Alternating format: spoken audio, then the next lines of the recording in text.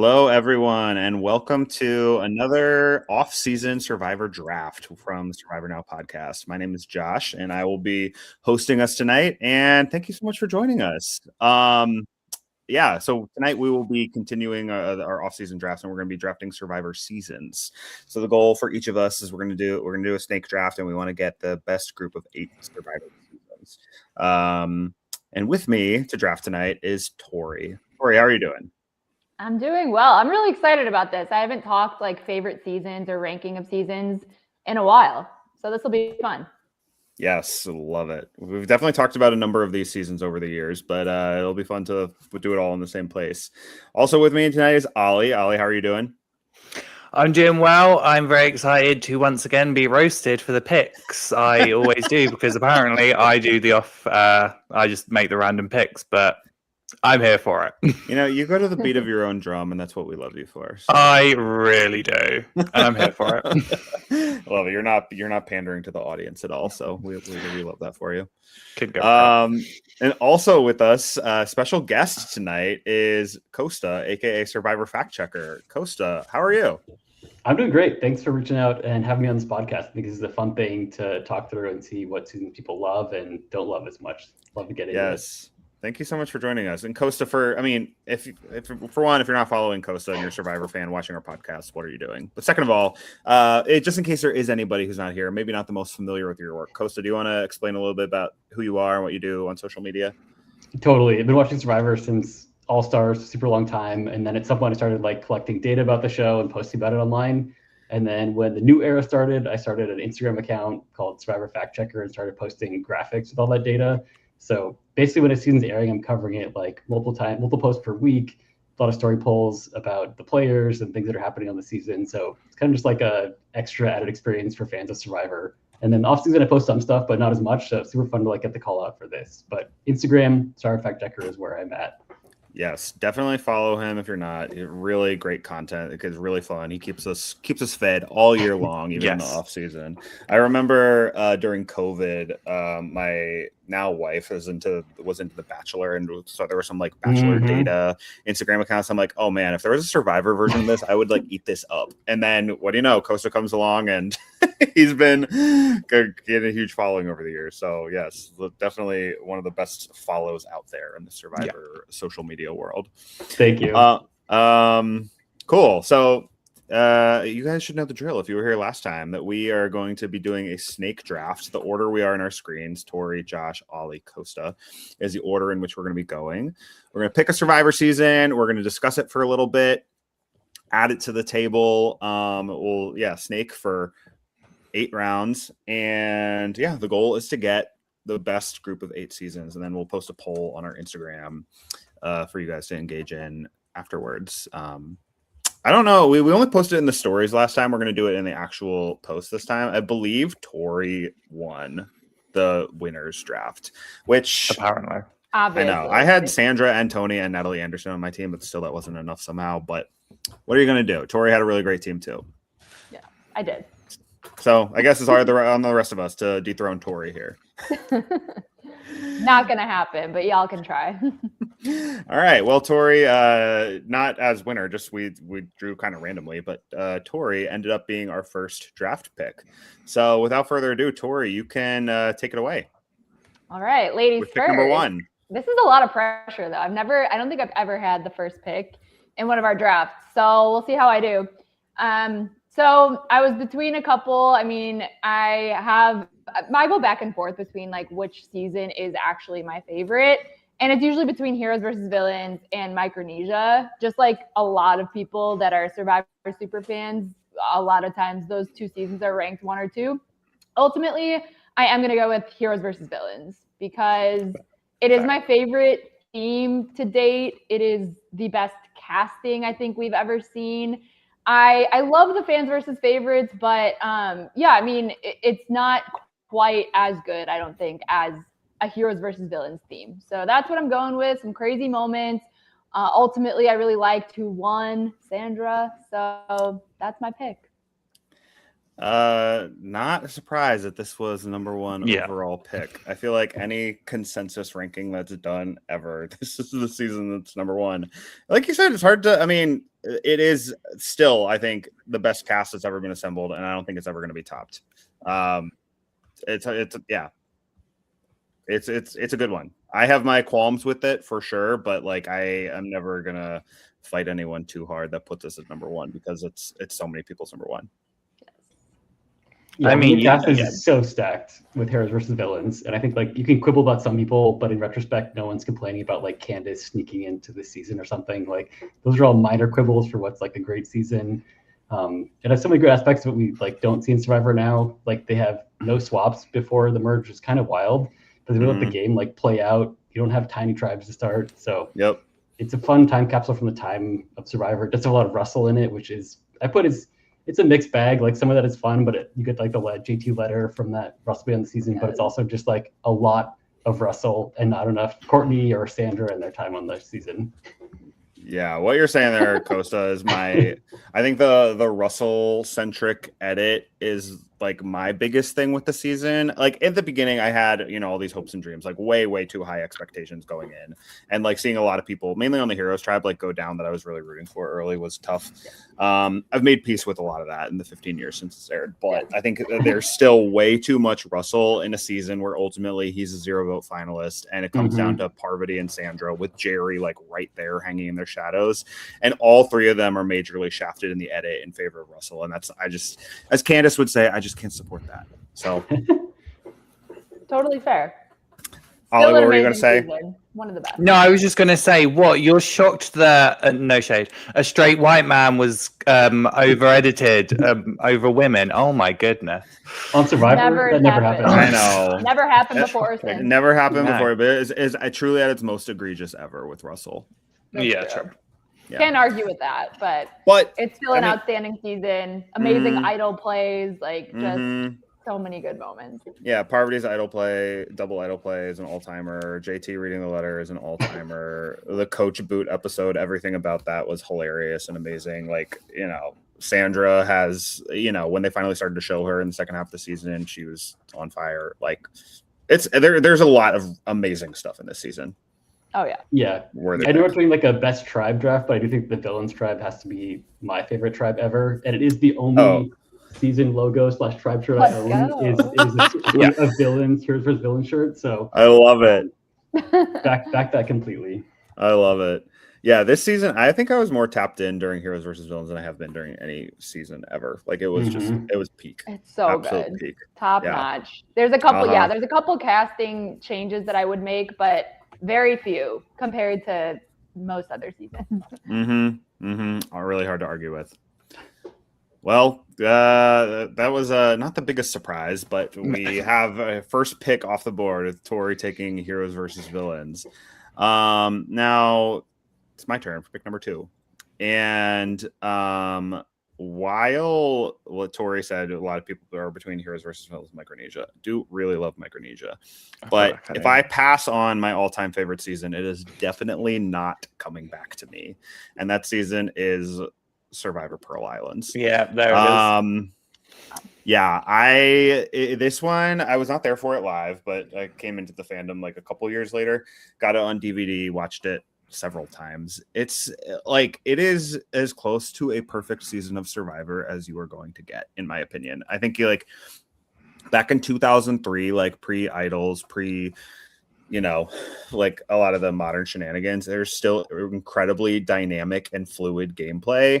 It's really back and forth with tons of blind sides, lots of like great drama, really hilarious, like all-time moments. I mean, you have all-time characters in Sandra and Rupert and Fairplay, but like pretty much everybody in the season really contributes something and I don't know, pulls their weight in their own way. The fact that normally I feel like the Outcast twist would be terrible, and we hate things like Redemption Island and Edge of Extinction, like a lot of the fan base does.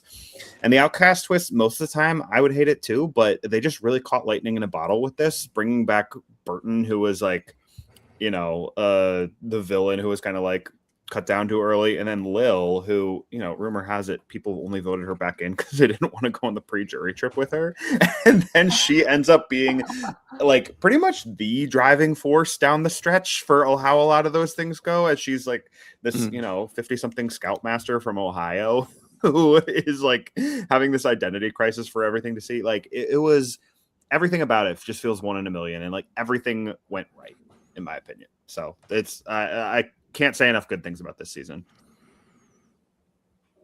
Yeah, I mean, I love this season. It is in my top 10 for sure. Usually I'll say it's in my top 5. This is actually the season that I talked about to get on the podcast.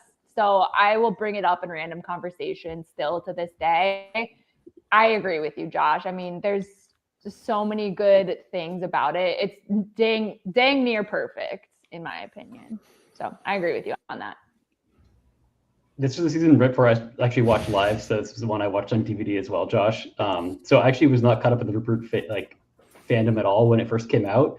But as time has gone by, my love for Rupert has gone from like, I don't really enjoy this guy at all, to like, he's one of my favorite characters of the show ever. He's just so ridiculous. Like, they don't make people like Rupert anymore. They don't like they don't saltwater catfish when he calls this random animal. The things he says are just bonkers. And he's not a good game player. Not just like his strategy of being a fisher provider, just like he's not good at the game. No, but just his voice and the gravitas in which he gives confessionals is like unmatched from anyone in Survivor history. So kind of got to rewatch. You already know what's going to happen. Like, I'm not watching old seasons to see like the blind sides as much. Some major blind sides, but like who goes home is not drama anymore when you're rewatching. But seeing Rupert, like he is aging like fine wine in terms of like a character I like to rewatch. So Collins is great when it first came out, but as I watched it more and more, to see more of Rupert, he especially just like can't get enough of Rupert. Yeah, I think Rupert in his subsequent seasons was mostly kind of a dud that didn't really bring a whole lot. But this time he really does deliver so much. And like, you know, everyone has their journey where they're just like, oh, this guy's amazing. And then you realize like, wait, this guy's actually pretty like an egomaniac and is not like that great. But then he is hilarious, like in a pretty ironic way.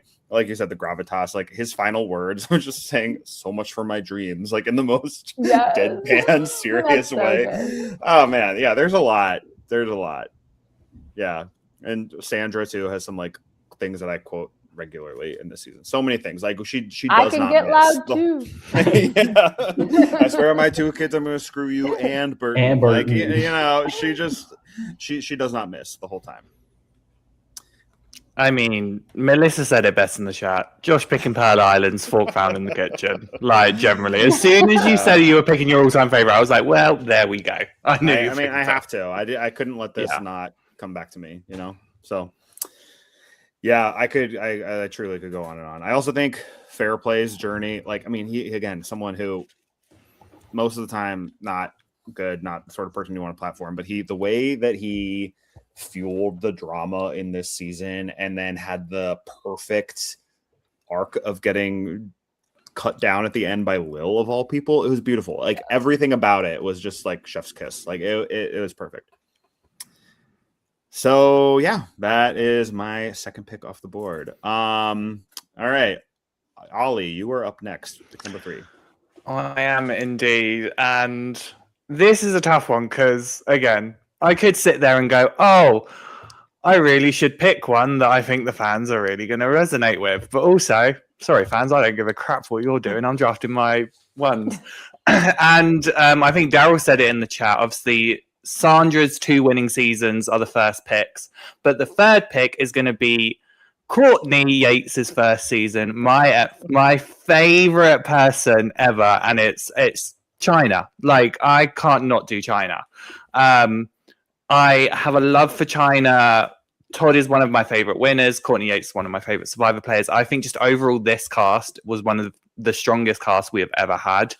And just the gameplay itself was just great. And the fact that Courtney Yates almost won this season is great in my opinion. And if everyone doesn't like my pick, I don't care, but it's quite funny that I've been very consistent. We did the winners draft and my first pick was Todd, and we've done a Survivor season and my first pick was China. If I'm not anything, I'm consistent. You sure are. Yeah, I was ready to already cross that off. once it became Ollie's turn. But I do agree with you, Ollie. I mean, it's another almost like perfect cast. I rewatched it last summer and I just loved it even more on a rewatch. I mean, it's another like pure Survivor season. It's an early season, obviously. And when you get those seasons, you get a really good cast and you get actual good gameplay, you just know that it's so authentic because they're not trying to like replicate someone else's game yet because it's too early for that. Yeah. You just know that it's like the purest form of Survivor, the purest characters. They're just truly being themselves and like playing the game. And I just love it so much. Damn. See, this is why I also did it, because I was like, I could pick Micronesia, but I have a feeling that Costa is going to pick China and I can't do it. Yeah, I'm an old school guy. China's such a solid season. I feel like people always ask, like, so new fans gonna watch Survivor, what do you recommend to them? And this season, for me, is one that I pick. A lot of people say Token Kings, but I feel like that's not my personal pick. Like, I'd say China because there's so many characters. You see all these people again, so but it's also not like if I'm gonna watch in exact order, then I think this is a good jumping in point because it does feel modern in a lot of ways. Like there's blind sides, things are changing. You have a competitive final three. Like Todd wins 4-1, I think. Mm-hmm. But like, I think one interesting about season 2 is that people think of like Amanda as a second place finisher since she also got second in Micronesia. But Courtney's actually got the one who got second place this season, which I think is super fun. I think Courtney is like we talked about it in Heroes vs. Villains, but she doesn't get much screen time on that season. So you really have to like enjoy her here, and she's just hilarious as a character. Yeah. Favorite of all time. I like Mark's comment here. It should have been a final two. I'll always here for these sort of content, or these sort of comments. But yeah, I think that China, I remember watching that was my first one being like an online fan. And I was really, really locked in during China. And it went so well, given, you're rooting for the John Robert downfall. That happens. You're rooting for the James downfall. That happens. PG was like such an amazing underdog that I was like all in on. My first Survivor buff, actually. Oh wow! Is Jean Hu in because of PG mainly. I was so invested in her journey. And I think after Cook Islands and Fiji, which was very like at the time they called them like Mactor centric cast where they're just casting like a bunch of hot people from California. This one actually felt like a diverse cast of like normal people with like wide ranging occupations, and you see like all sorts of people, even though some of them were definitely recruits. It felt a lot more old school at the time. Even at the time, it felt like, oh, this feels like a good callback, like just 16 people, a good cast. And yeah, I mean, it's like pretty simple. I mean, they have idols and stuff, but I think it's like a really easy season to get into, but with some more advanced gameplay at the time. So yeah, this is a really, really solid season. Agreed. All right. Coming up next is Costa. You have 2 picks, but you do them one at a time. So Costa, what is your first pick? So 2 picks. I guess to run at the first round, this is a season for me that is hyped up a lot, but I think the hype is deserved. So I'm going to pick Cagayan for my first official pick and the last one of the first round. This was season 2 that I watched in the real time was just so fun. And I think part of that comes down to like things that are intangible or beyond the season, but like this is when RHAP was super fun to listen to. The guests were fun. The Tony sound bites in the first episode were just like from episode 1, I was hooked and just like, this is crazy character. Never thought Tony was winning until like the final moment he got wooed to take him in Final Tribal Council. Like I never thought he was winning the season until that last second. And that kind of like, final review at the very end that Tony's going to make it to the end and win is just crazy. And then like Trish gets up and speaks. And you're like, maybe he's not going to win. So there's really so much doubt about Tony overall. Like there's no way that maybe someone else saw that he was going to win, but to me he had no chance to win or like very low chance to win the whole way through. And just his improbable way of getting there is great. And like the Brains Tribe crash out at the beginning is super fun. Post merge, like so every other round be like this huge switch up, LJ getting blindsided. There's just a lot, like so many moments of the season that I find it like very fun to revisit. I mean, that merge episode with where Sarah's like the swing vote and then they, Trish gets cast to flip on her. Like that is probably the best or at the very least top 3 merge episodes ever. Like it was just Yeah, amazing. people clapping after the vote, like it's just insane behavior, but so funny to see that. Yeah, and after like 2 misplayed idols, and they really thought they were going for like, you they wasted that one, bro. they wasted both of them, but then they like the Spencer Tasha side, they think they got him by voting for Jeffra, but then really like Cass flipped. Like that was that was really, really good. Yeah, I know on Paramount Plus when they were like playing, sometimes they'll play a season live just on Paramount Plus. And when this one was on, I think I watched the whole season or almost the whole season in a day or something. I had like clearly nothing going on. And I just like was saying to my husband, I'm like, this just makes me so happy. Like, I just love seeing this season of Survivor. It's another really good theme, in my opinion. Great characters. I mean, it's hard to beat it. It's definitely one that I'll usually say is in my top 10. Yeah. All I have to say is Morgan McLeod. Obsessed. She's so good. So many good Morgan one-liners. McLeod. I'd rather be cute. Yeah. I mean, let's be fair. Diva after my own heart. So yeah, love that queen. And Bryce sides and Bryce Isaiah. Just saying. Bryce, yes, we love Bryce. Baby boy. We love Bryce. We see Mark here saying it has a single best premiere in any season. Again, of any new player season for sure. I think it's like the best premiere. I think Jatia surviving both of those first 2 tribal councils, especially Garrett getting blindsided with an idol in his pocket. Yes. Everybody just like lost it when that happened. Like I still remember like all of the reactions online. Like we just could not believe what was going on there. And I will say another, Josh making a comment about the final 2 fork found in kitchen moment. Yeah. The season does not hit the same if it's a final 3. Like the season needed the final 2 to be what it was. And who knows how many more seasons would be even better if they had a final 2, but like if it's just a final 3 of Tony, Cass, and Wu, it does not hit the same. And not at all. Yeah. I'd say it's one of the most shocking moments that I witnessed live watching Survivor, when Wu picked Tony and that all went down. Like, it's the only time where I feel like I actually like my jaw was open, like almost out of my chair. There's oftentimes the blind sides are fun to watch, but you're not like, this is so surprising, just cool to see it play out. But this one was like truly something I did not think was possible watching, like happening. And that's very rare to see a moment like that. And that elevates this season for me. And a final 2. Yeah, for real. This season, I had a hard time appreciating Tony in the moment because I still had some major like Russell PTSD, and I think I talked about this last time. As time has gone on, they're very different people, and I think that I've been able to appreciate Tony a lot more as years have gone on. But I had a really hard time with this one as it was airing for some of those reasons. But if obviously it's grown on me, it's like objectively a very, very, very good season. It's hard to put this below top 10 in any ranking. So, yeah, great pick. Yeah, the only thing I'd say, I mentioned China is like a great one to jump into for a season. This one, I see people saying is like a good season to jump into. To me, it's like you don't want to play like your trump card first on like one of the best seasons first. So, I mean, China's a great season too, but I think like opens the door to other things versus this one. I think Tony's win isn't as fun if you've never seen Survivor before. Like, doesn't make as much sense. Yeah, I still love the season a lot. Truly ridiculous winner. All right, so that completes round 1. But Kosta, here you are kicking off round 2. So what's your next pick? Yeah, this one is tough. There's like 3 seasons. I won't name them all, but there are 3 seasons I'm definitely like debating between an old school, newer school, and kind of one in between. But I think I have to take Micronesia at this point. It feels like a steal getting Micronesia at 5 for a pick. It's a season I personally have more quibbles with than I think the average fan. Like it's in my top 10, but it's not my top 3 seasons, for example. And I know a lot of people maybe rank it like 2. Like Tori considering at the start totally makes sense. But like for me personally, I have it a little bit lower, but it is just like iconic with so many moments and everything that it deserves to be respected and ranked highly. Yeah, absolutely. I agree. I mean, it was the first time we had like fully half newbies, half returnees. And I do think it was a really great season. I mean, I'm going to say Natalie Bolton, Stan Queen. That's all I'm going to do this time. Just pick the one female player I stand. Floss your teeth with their jugular.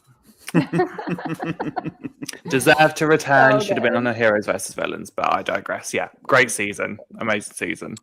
This season probably had, like I said, China was when I really got into like more serious like Survivor online community, I guess. And so Micronesia following that, I think probably had the highest highs I've ever experienced as a Survivor fan. I think the post-merge just kept getting better and better as it went on. Like Ozzy getting blindsided with an idol in his pocket was pretty unprecedented at the time, but then it happened again with Jason, and then Alexis got blindsided with an idol after Amanda's whole charade, and then the cherry on top of Eric giving away the necklace. And people talk about how that's overplayed and referenced all the time, but I cannot overstate how jaw on the floor, I can't believe what I'm watching, I can't believe this is actually happening, that moment was watching it in real time. Oh man, I'm so glad I was there when watching that season live, because I don't think the highs of watching that season live will never be topped, in my opinion. Yeah, I'm jealous of that. I wasn't watching live at that. I came in a little bit later and went back. It was still shocking to see it after the fact. I mean, it's always any first time viewer is going to see that as shocking if they've seen Survivor before. So I don't know.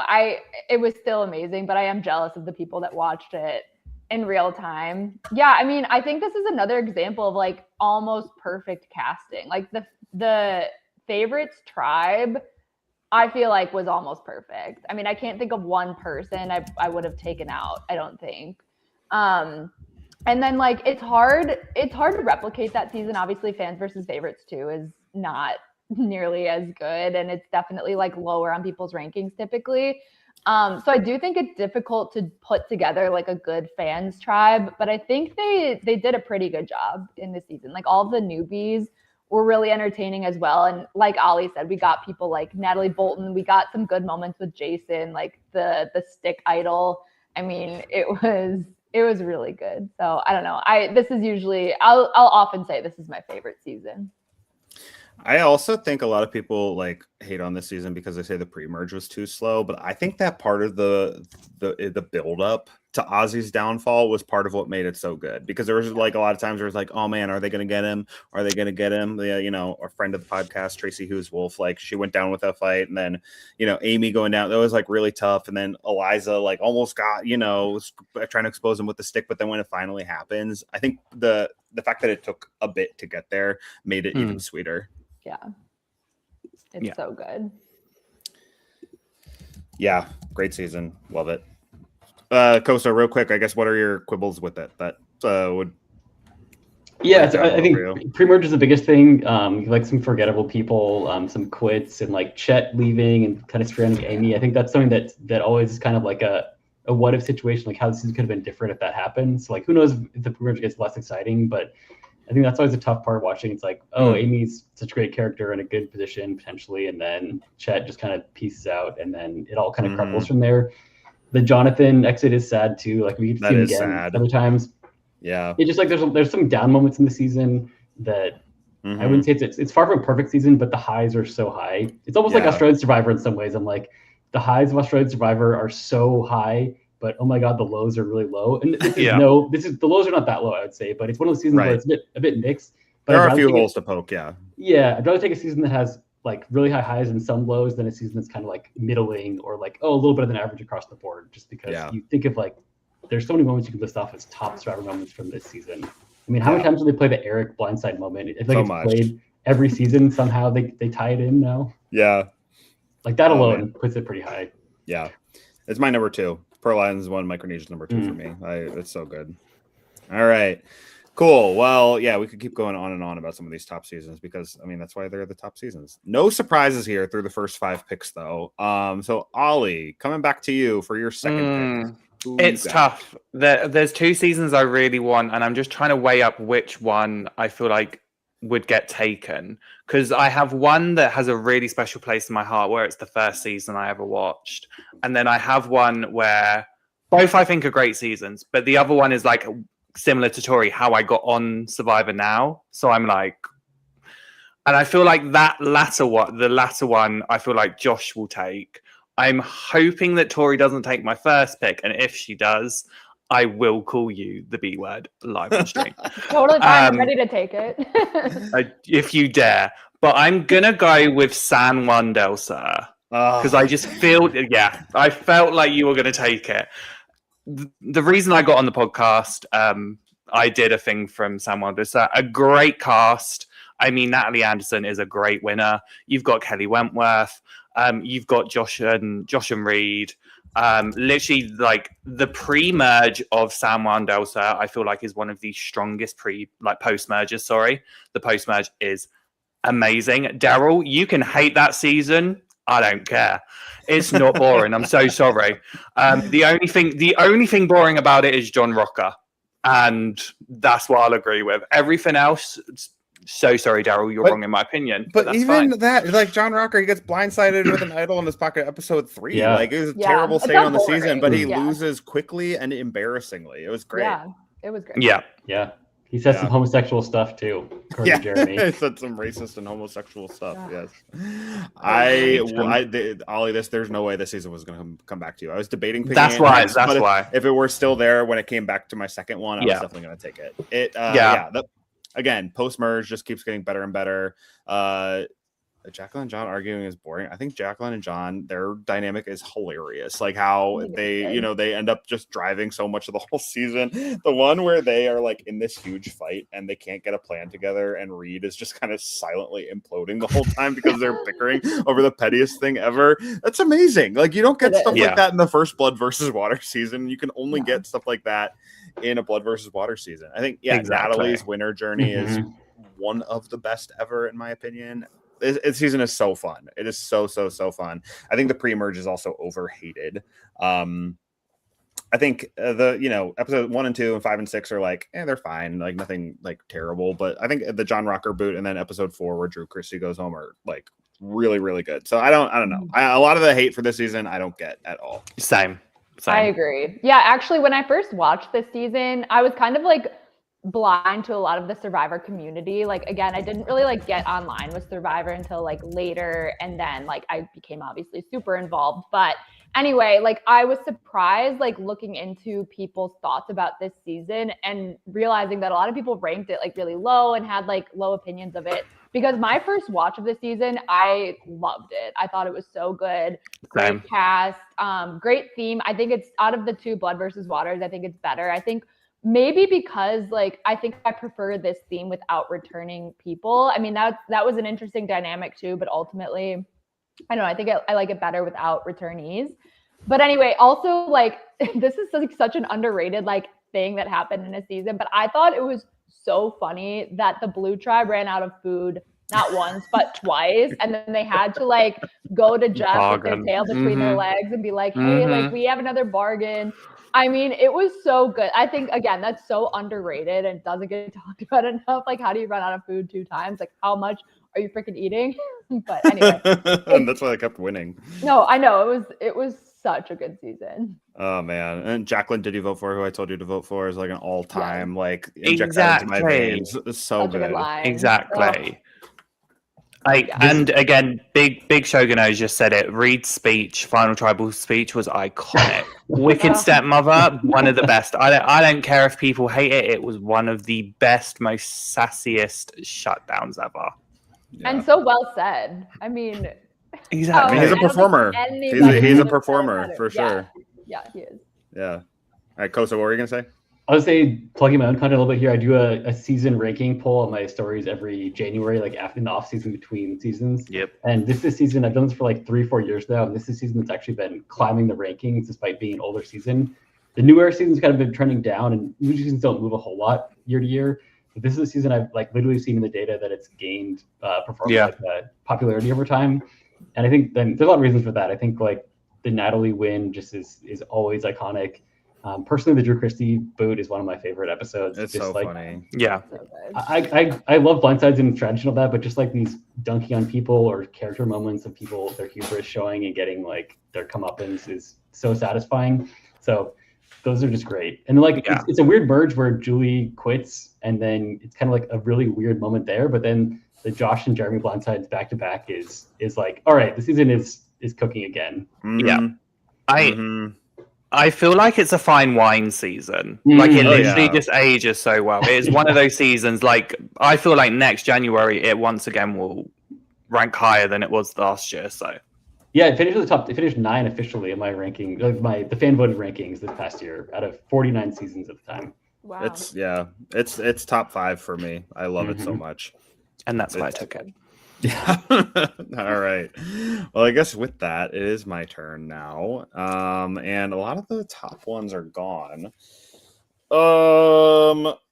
Man. Okay. So there are ones that I know are typically in a lot of other people's top tens that maybe wouldn't be in mine like as much. But for pick number 2, I think I have got to be true to myself and go for a season that I still think people generally view pretty favorably.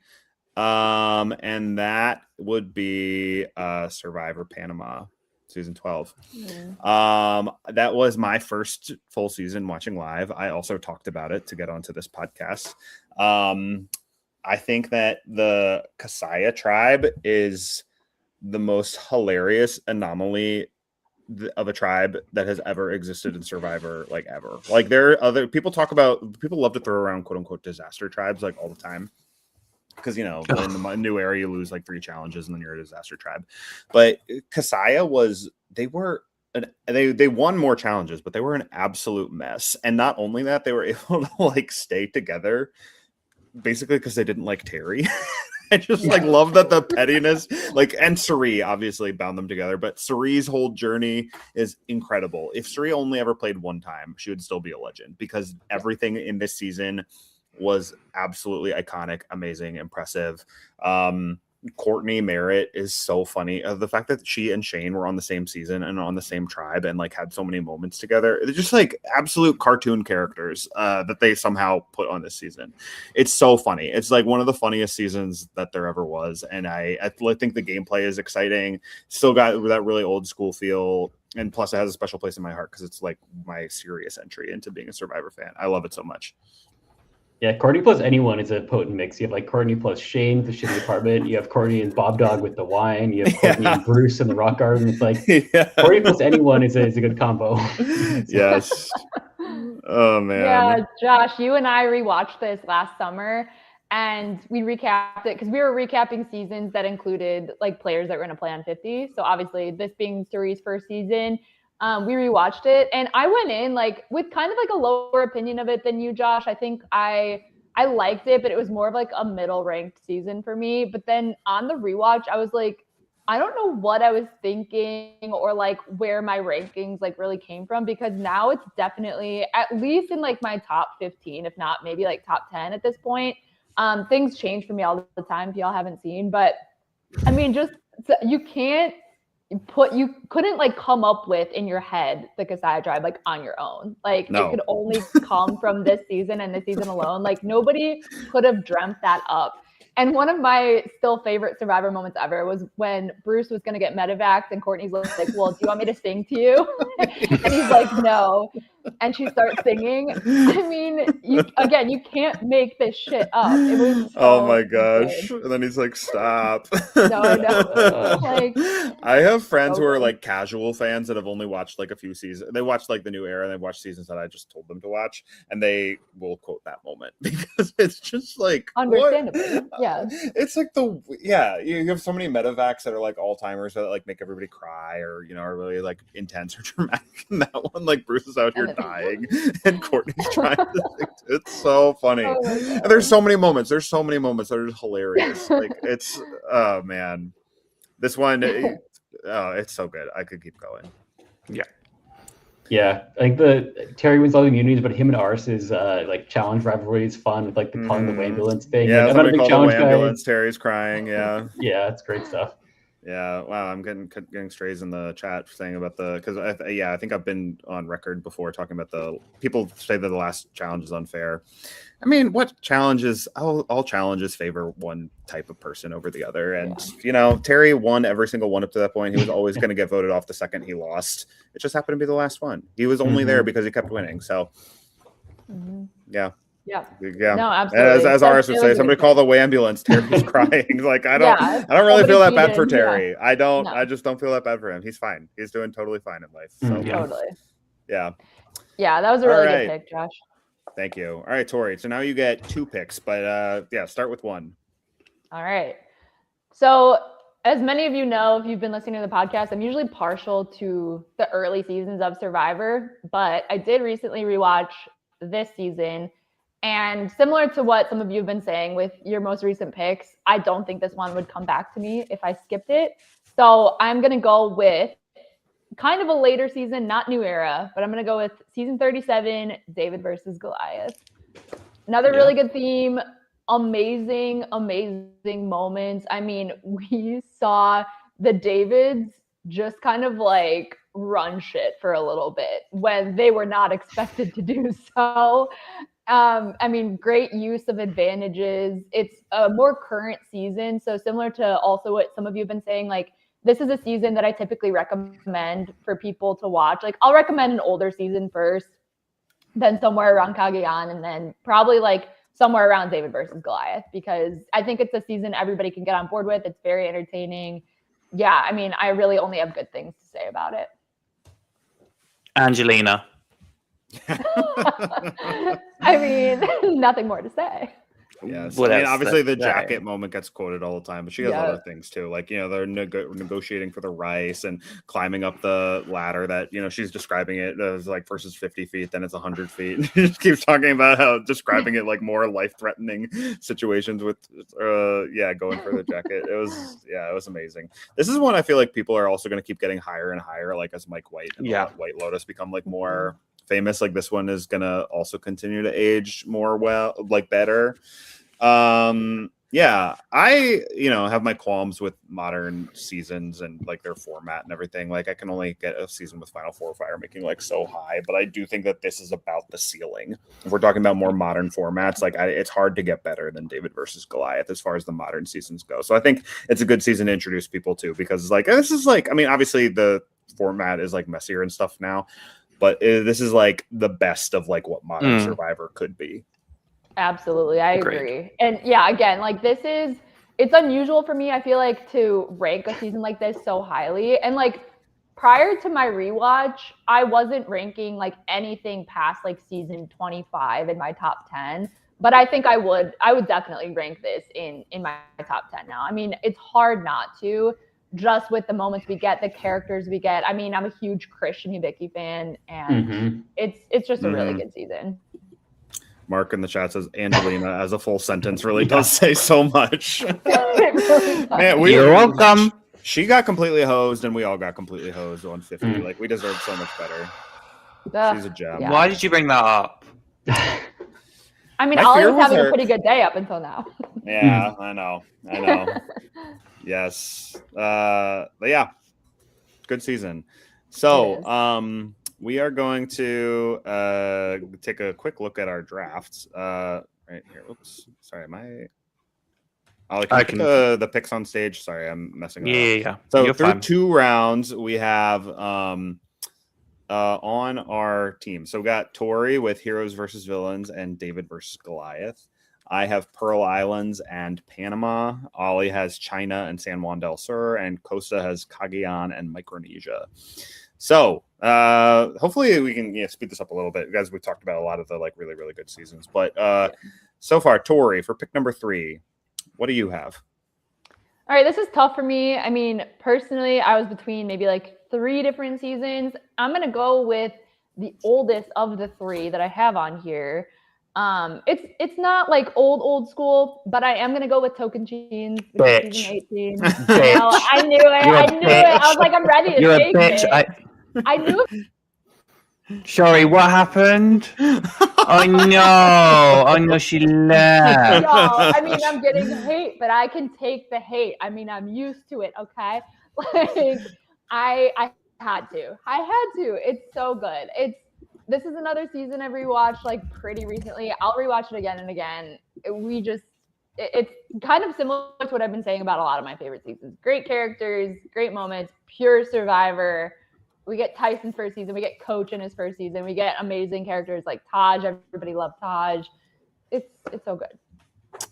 Ollie, I can't believe you passed this over not once but twice. Shut up. Mm-hmm. Yeah, who's the bitch now? I as we're live, I would just like to report a hate crime. Tori's just been homophobic by taking Tocantins from me. Oh my God. How could Hate you? crime denied. You had 2 opportunities. Thank you. Thank you, host. Thank you, host. Fair chance. I'll remove you fair as well. chance. I Knew it was coming. the reason it was a hate crime is because you've not allowed me to have my survivor crush on my draft, which is Spencer. So that is why it's homophobic, Tori, but it's fine. I mean, won't what get about over my it. I'll hate you crush? for It's Taj. I love Taj. I don't- George, okay. that's my other crush. I don't care. Sydney was my OG survivor crush. So what we're saying is Tocantins best looking cast. Let's be fair. Let's be fair. They are quite attractive. I would agree. They are. No, but this is an iconic season. This was the first season I ever watched. So it has a very special place in my heart. I will literally watch it 10 times over and be absolutely happy about it. Totally. Yeah, this is a personal favorite too. Like Sorry to how feel smarmy Tyson is, wanting a tiara when he wins the game. Like these kind of little confessionals are just hilarious. And for me, Coach really hits the season too. I know Coach isn't everyone's like cup of tea, but his arc this season is worth every minute watching him. I'm a little bit of a Tocantins hater. I think it's Final 2. Yeah, it does have a final 2, 16 people, no swaps. That does elevate it a lot, and I think the more old school does like bring it up. I think it's better than a lot of the new era, but I do also think that it's kind of like Panama, but if like Lamina had came out on top, you know what I mean? Because like Timbira was like the more fun, like messy, dynamic tribe, and like I don't know, watching Steven, Taj, and JT like reverse pagong them, that's just not. It's not really my jam. JT is winner, not really my jam. Never really was that into him, and I don't know. I think the season has some funny moments, and I think Coach and Tyson at the time, their shenanigans were hilarious, and I was obsessed with them. But then once Tyson got blindsided, it was like, oh, we're gonna see like the Jalapao like dominate to the end, and that's kind of boring, and that's kind of freaking shuffleboard in the rain, ruining I know to survive. I know that haunts me. I'm not a shuffleboard challenge girly myself. I think that's always been like one of my least favorite challenges on Survivor. I don't know why we've seen it more than once, but I will say, like, I normally would agree with you, Josh. Like, that's not the most compelling television to see, like, a tribe just get, like, pagonged, or, like, a group of people just kind of, like, have it be, like, super predictable like that. However, I really liked the people that were, like, that came out on top in this season. You know, like, I personally found JT to be very likable. I like him as a winner a lot. Actually drafted him, if y'all recall. I really liked Steven this season. Yeah, I don't know. I just if it's likable people, I don't have like as much of a problem with it, I guess. Yeah, I was like, I like I said, was really tapped into Survivor for a long time. And then for a lot of the 30s, I was kind of phased out. But then sometime when I came back around Winners at War, I think the consensus shifted, and that Tocantins was considered like a top tier season, which like at the time that it aired, it was not. A lot of the more serious fans were like, this sucks, kind of boring. And then, so it still baffles me when people consider it a top tier season, because I just, it's fine, you know. But I guess I'm in the minority. So, and Josh, you are entitled to your wrong opinion, and it's fine. I mean, I like, for the sake of time, we gotta simply have to move on. But there's definitely a lot more to say. But so, Tori, I think the fans will be pleased with your. I think so too. Yeah, thank you. Okay, for me, I too really favor the old seasons, but I feel like I need to diversify my team a little bit. And I think one of the more like post heroes versus villains season, I think the best one that's still on the board, I need to take because I don't see it coming back to me. And that would be. Do you know what I'm going to do? In my opinion, this is the best best remaining post heroes versus villains season. Yeah, that is Survivor Philippines. Yeah, that's what I like.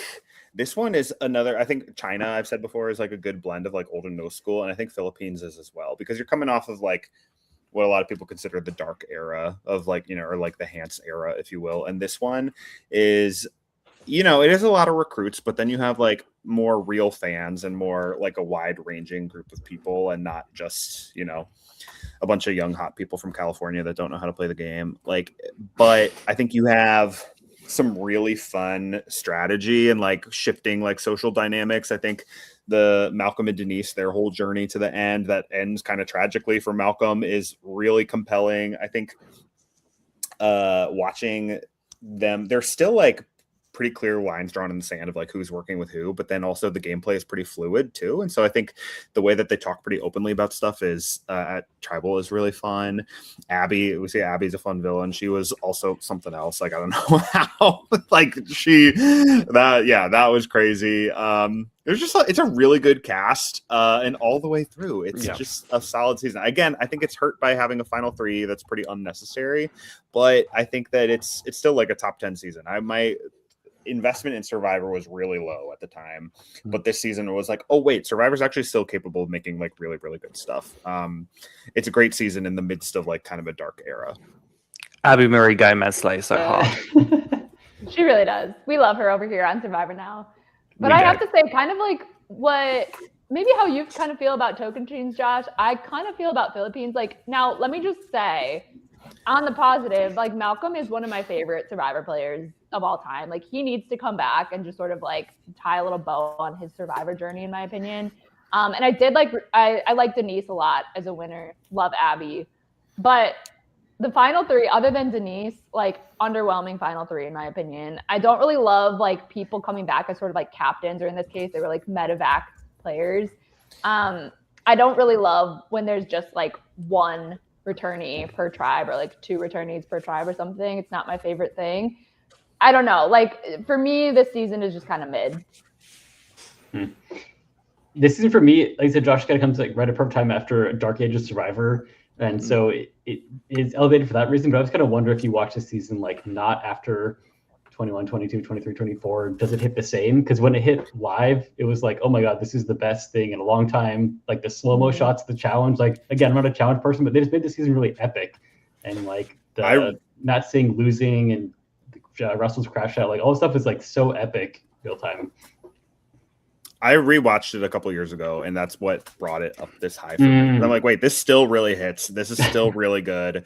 I think it's like got a lot of the more modern, fluid gameplay while still having a lot of old school elements that you really like. And I think just like the open rivalry between like Abby and RC and Pete, like that whole thing is like so juicy, so good. There's a lot of like, there's a really good blend of like old and new school, in my opinion. And it's still, all these years later, I think it still holds up. Love it. All right. So Ollie, you are up next with pick number 3.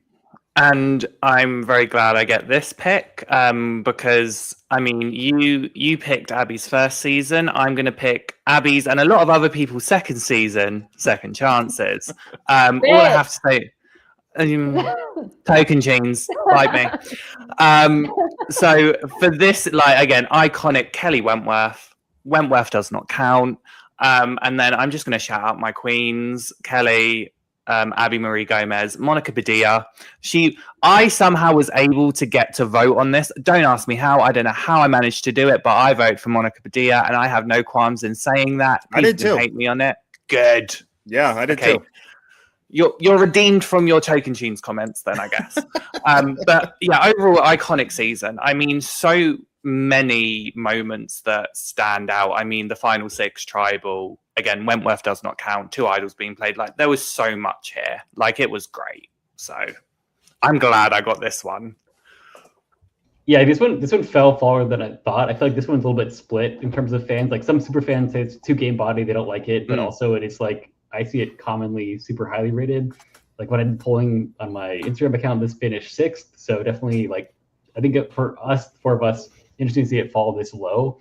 But yeah, the fan voting is so fun. Who knows if they'll do that again? But the fact they did that was super cool and memorable. Like, really buried season 30, but that was okay. The excitement for this season needed. Yeah, getting Wentworth back, like it's like a case. I think I'm passionate about too is like pre-mergers are great characters too. And so sometimes there's a character that just doesn't make it far in the game, doesn't mean they're a bad player or they're not interesting. It just means that their situation or circumstances didn't work out. So I think Kelly's kind of rise from being like not a huge character the first time to like one of the stars of this season is also makes me very happy as well. Yeah, for years and years, when people would discuss the idea of a second chance season, they had people more like Kelly Wentworth in mind, and less like Spencer and Tasha. You know, like that was kind of what a lot of fans had wanted. Yeah, no, this is a really good season. I kind of like what Kostas said. I fall a little bit more in the camp of that it's like a little bit more game body, and that it's very, very good. Like the strategy and the gameplay is like good and it's interesting, but it's not. It does feel like it doesn't have a lot of personality and like flavor to it as a season. I think that is kind of missing, but it's still really good. I think it's definitely top like 15-ish for me. So this is one I'd be happy to have on my team, but I'm not sad that it's not on my team. Mm-hmm. Yeah, I mostly agree with Josh. I think like a common theme for me tonight is themes. Like anytime I really like a season, it's a lot of it has a lot to do with the theme that it is. And I do think like one of the best things about this season is this idea that people got to come back, that people still remembered, and that like clearly wanted to come back. Like you had people like Kelly Wentworth, like campaigning super hard for herself. And like just the fact that we got to see some faces that we hadn't seen in so long. Like friggin' Kelly Wigglesworth was on the season, like came so close to winning the first time. That's like an underrated, like iconic thing about this season, in my opinion. So I do really like this theme. And so I think for that reason alone, it causes it to go up in my rankings, I guess. Yeah. Yeah. I mean, it's a good season. Definitely. I think, in pick 3, round 3, a lot of people would consider that a steal. So good job, Ollie. Yeah. All right. Kosta, you're up next. First with pick number 3. Okay. Pick number 3. This one is like so easy for me personally. I'm picking Borneo for my next one. So again, this one is polarizing in some sense. I think some people like say boring, slow first season, but I couldn't disagree more. This one is easily in my top 10. I didn't even watch it in real time, so I'm not like biased from being the first season I ever saw. There's so many great characters to it. It's fun to see the show evolved. Interpersonal dynamics between like Kelly and Sue is just the whole buildup of their relationship, like being close. Sue seeing Kelly like a sister, and then getting betrayed, and then you can see how the Snakes and Rats speech came to be. Like Richard Hatch setting the tone. Maybe a different player could have done something similar, but he was like the right person at the right time. Getting a gay winner for the first season, like that seems like revolutionary for a TV show at the time. Like there's so many things going for it that to me it's like it deserves more respect than it has at this point, I think. Oh yeah. I also didn't watch it at the time, and for a while I had a chip on my shoulder because there was a lot of fans back in the day who acted like they were better than you because they watched it live. Which nowadays I kind of get, but I did not watch it live. But I rewatched it like a couple years ago, and yeah, it's incredible. I think if you are a Survivor fan, even if you have no interest in watching most of the older seasons, I think it's a season 1, seeing how it all started, how we got here. It is a must watch that still holds up. It is so the pace is slower. Whatever, it was 2000, whatever. There's so much that holds up so well in like the drama and watching people figure it out. Some of the real like interpersonal conflict, like Sue Hawk has like so many, like she's funny, but also she's like really deep and profound a lot of times too. And I think that people kind of forget that. It's so good. Their Survivor would not be on if Borneo were not as good as it was. It was amazing. Yeah, I not to like rub it in your face, Josh, but I did watch this in real time. You are, I got it. You're better than me. Yeah, I mean, I'm definitely better than Josh, but it's fine. No, but I mean, even as a kid, like I was a little kid at this point. Even as a kid, like you knew, like this was something special. And it's just funny. Like I rewatch this season often, actually, just to kind of like, because I like to watch seasons kind of like in order. Yes, I'll skip a few, but I kind of like whatever. I'll rewatch a few, maybe like in the span of a couple weeks or something like that, because I'm bored and I have no life. But yeah, I mean, I couldn't agree more. Like it still holds up. It's kind of funny in a way to watch like the old challenges and the old music and what has changed. But it's also so interesting as like a Survivor superfan to see what hasn't changed, which is actually like a lot of things. Yeah. Yeah, I will say the funny part of the season is like the every time like switch between camps is just like that is so ridiculous to me. So I think old music I like, but that is just ridiculous. And I would Jeff say- kind of coming in and narrating like how things work. You know? Yes, Yeah. like he explained to the players like at tribal council, he's like, when you go up to make your vote, to cast your vote, say like what you're doing, say like why you're voting for this person. Write Like, it he in was big walking clear people through it. letters. Yes, Yeah. exactly. It was so good. Yeah, also the premieres, I've probably seen this premiere more than any other premiere in the whole franchise, just because like that music that plays when they enter the fishing village and Jeff's narration, like that gives me chills watching that still. And like, when in the depths of like hating New Era Survivor or something, I just go back in my safe place and watch the premiere. Same. I love That's a it. good I'm glad we word. can Yeah. relate. That is a good word. Oh man. All right, solid pick with pick number 3. Costa, who you got for pick number 4? Okay, so that one was super easy. This one, there's honestly like 5 that I'm kind of debating, but I'll really switch it up and go way new era. Pick the first new era season off the list. 45 was one that I personally really like. I think consensus polling from what I've done, like 46 is the favorite season overall, or 47 is the most favorite overall. 46, 45 are kind of like in battle for second. But for me, 45 is the most fun I had watching any new era season, and like proved to me that, oh, the new era can be really, really fun. And I can like feel more joy than frustration with the new era season. So throw a little bone, like love Borneo, but also love 45. I think Dee kind of has the final 5 moment that is a discount on her game, but is like one of my favorite winners. She's just like, early on, there's the idol she finds and gives it back to Austin Drew and doesn't make a big move there. I think she's just a great player. I don't think she's overrated. I think she's one of the best. And like the Sabaya boot in episode 3 is also just like that was so good. iconic. Like, and episode 1 and 2, I also people go back and forth whether like seeing the quits is exciting or not. But to me, that like added a lot of fun to the season. Really for me, there's no lows in the season at all. Like maybe Sean quitting is the one lowest, but like Hannah Rhodes, Brandon, they don't bring on the season at all to me. They elevate the season, and then it's Sabaya just like hit after hit. Caleb is great. So for me, this is like a rare new era season that I'm kind of just like, I love the season. The Sabaya boot is like there's so many new era shenanigans, but I think that is like it was so good. I think like that was the era of like all the new era shenanigans just like working out great to make that whole episode was so good. Definitely one of the highlights of the new era for sure. Yeah, this is as far as new era goes, this is really solid. Like this, I legitimately enjoyed this season for the most part too. It was really fun. Our boy Bruce, podcast is here. He had a fun journey. Like it's another person out couldn't got out at the end sooner. Comes back, like has a really fun arc. I mean, some of it is like at his expense, but I loved having Bruce back as well. Like again, I love people that really like missed out on playing or getting their shot to come back. And I always forget that he's there because he just feels like a natural new player almost. Yeah. I love Jake O'Kane is definitely one of my favorite people to come in the last like 5 years or so too. He's such a good narrator. really great casting. Yeah. Solid season. Yeah. So Borneo and 45. That's my little combo for the snake draft here. Love it. So yeah, definitely hard to go wrong with those two. Ollie, you are up next.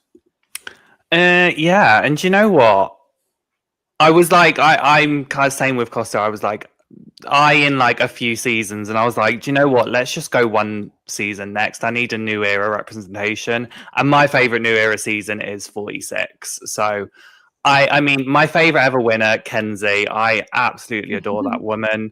Everyone can say what they would like. That is my favorite winner. If you don't like my opinion, you don't have to listen to it. But just this cast in general gave such old school vibes as well. Like so many amazing characters like Venus, Tiffany. Yes, Q was a great character as well. Charlie, like, do you know what? 46 really is me coded. It is very true. No, he shouldn't have. But that's just my opinion. But yeah, for me, this is my favorite new era season. Literally love 46 down. Yeah. This feels like the Gabon of the new era, where it's like some people don't love it because it's too chaotic, but if you're into like it's a bit of mess, then this season, I think for me the Banu stuff took me out at the beginning, but if you can get past that, then there's a lot of fun to be had. The pre-merge was rough, like really rough. It was. Look, after Banu, it's fine. Yeah, Trust I mean, me, it he's still still trying to get those bothers million me that they canceled the tribal council episode where Randon went home, because you could have like Yeah. taken him out, taken Banu out, then just moved on. I think the most of the post merge is so good, just with how like messy and like conflict prone all of this cast was. I think that showed that, like, a lot of people say that the new era is too like kumbaya. This season showed like no, these people, none of them were like, Russell Hantz level like scum, but they were not they were messy, they were real, they were not afraid of conflict, they put it all out there. And I don't know, I think the beginning and end, again, no shade to Kenzie, I think she was a deserving winner, but I think the way it ended, I think it will kind of like lost some steam and lost momentum, and I think that's more format fault than anybody's fault. Yeah. But I think that this season has some really high highs for the new era. Ollie, what's up? Oh, no, I was just going to say also, because for those of you that don't know what we do on Survivor US, one of the show that I do's got something for you, and we do the Tribers post where we look at everyone's, like, all the castaway social media. 46 was the best season to do that for, because oh my god, this cast was so messy on Twitter. Costa, you should know this. It was great. Like, literally every week I was like, here are the people beefing, here are the people throwing shade to one another on Instagram and X, and it was great. So that was another reason. Oh man. Yes, that's I think this one is a lot of people's favorite new era season because of all that mess. Yeah. I think it had for me, it didn't quite reach the potential that it was capable of, but I think that there's a lot to enjoy here, and it's easily a top like 2 or 3 new era season. All right, so from coming up with my 4th pick, again, looking at all of these older seasons that are still on the board, there's like so many that I want, and not as many newer seasons that I want. I mean, there's some that I want, but okay, one that for this pick I have to do it because it's a top 5 season for me, and I just can't risk it getting taken on my team, and that is Survivor Marquesas. Again, I was not there live when this happened, so I'm not one of those people like, oh, you had to be there so you get it. Like, I wasn't there, but I do get it. So I think that so historically significant. I think that the Maramu tribe is, I think, the OG like hilarious hot mess disaster tribe, and had they stuck together longer than 3 episodes, maybe they would have been like a Kasaya type thing, although I don't know, they lost a lot. So amazing personalities. I think the rise and fall of John Carroll is like cinema. Like, I know, not even in the way that like the kids say it these days. I think that is, everything is so like cinematic and like epic about that whole journey. I think having Vesepia as the winner that she was, it was amazing. Sean Rector's whole journey and just him putting it all out there for us that whole time was incredible. Kathy had an amazing journey. We love Sarah Jones as well. Like, there's so much about this season that just feels like classic, like Survivor at its core, that it was also incredibly foundational to what this became. And again, I wasn't there for it when it happened, but I still think it's like top 5 season. It's so good. Yep. And may I just say, Gina Cruz. Yeah, we love. Yeah, I love Gina, but I love Sarah more. Agree. I gotta say, I love Gina. I will say, Josh, I was tossing between this one and 46. So I was like, I don't think I'm gonna get. I was like, I don't think I'm gonna get Marquesas, but I just need to have a new era. So good. Yes, don't forget Zoe. Strength and honor. Exactly. Never. Honestly, Kosta, what were you saying? Oh, sorry, Tori, then Kosta. Oh no, that's all I was gonna say just now. Okay, Kosta, what were you gonna say? Yeah, this one is a top 10 for me, but it's like strategically I thought it made sense in the season and it have a docket pick, so it only didn't pick it earlier because I didn't know how much everyone else loved this season. But this is definitively a top 10 season for me. Like, Sean Rector is one of the best characters ever. He's hilarious. People like nowadays that are like, oh, Survivor's woke. I'm like, you clearly never watched Old School Survivor either, because this guy's like preaching about race in 2002. It's a fun season. It's like, I just love this season so much. It's so good. Honestly, John Carroll is, I agree. Like, Sean Rector should have been back by now, but same with John Carroll, in my opinion. Like, to this day, he's like, I thought he was so entertaining, and like the rivalry between him and Boston Rob was really fun. And then Boston Rob, like, he got out like pre-jury. He Yeah, like he was people the merge forget boot. that. Yeah. But like Yeah. and like who knows, maybe if he didn't come back, he would just be like forgettable. But I don't think that that's the case. Like I think he's like a rare pre-juror that even if he wasn't Boston Rob, like this major star that like came back multiple times, I think people would still remember him because he just like has that presence about him. He had some really good confessionals.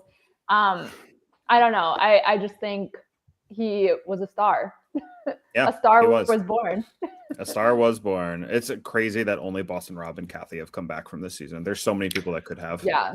Oh my God. No, that's such a good point. Kathy is also crazy. One of my favorite players. Yes. Kathy. Kathy's arc is so good. Being like the kooky outcast on her tribe to being like one boob slip away from winning the season.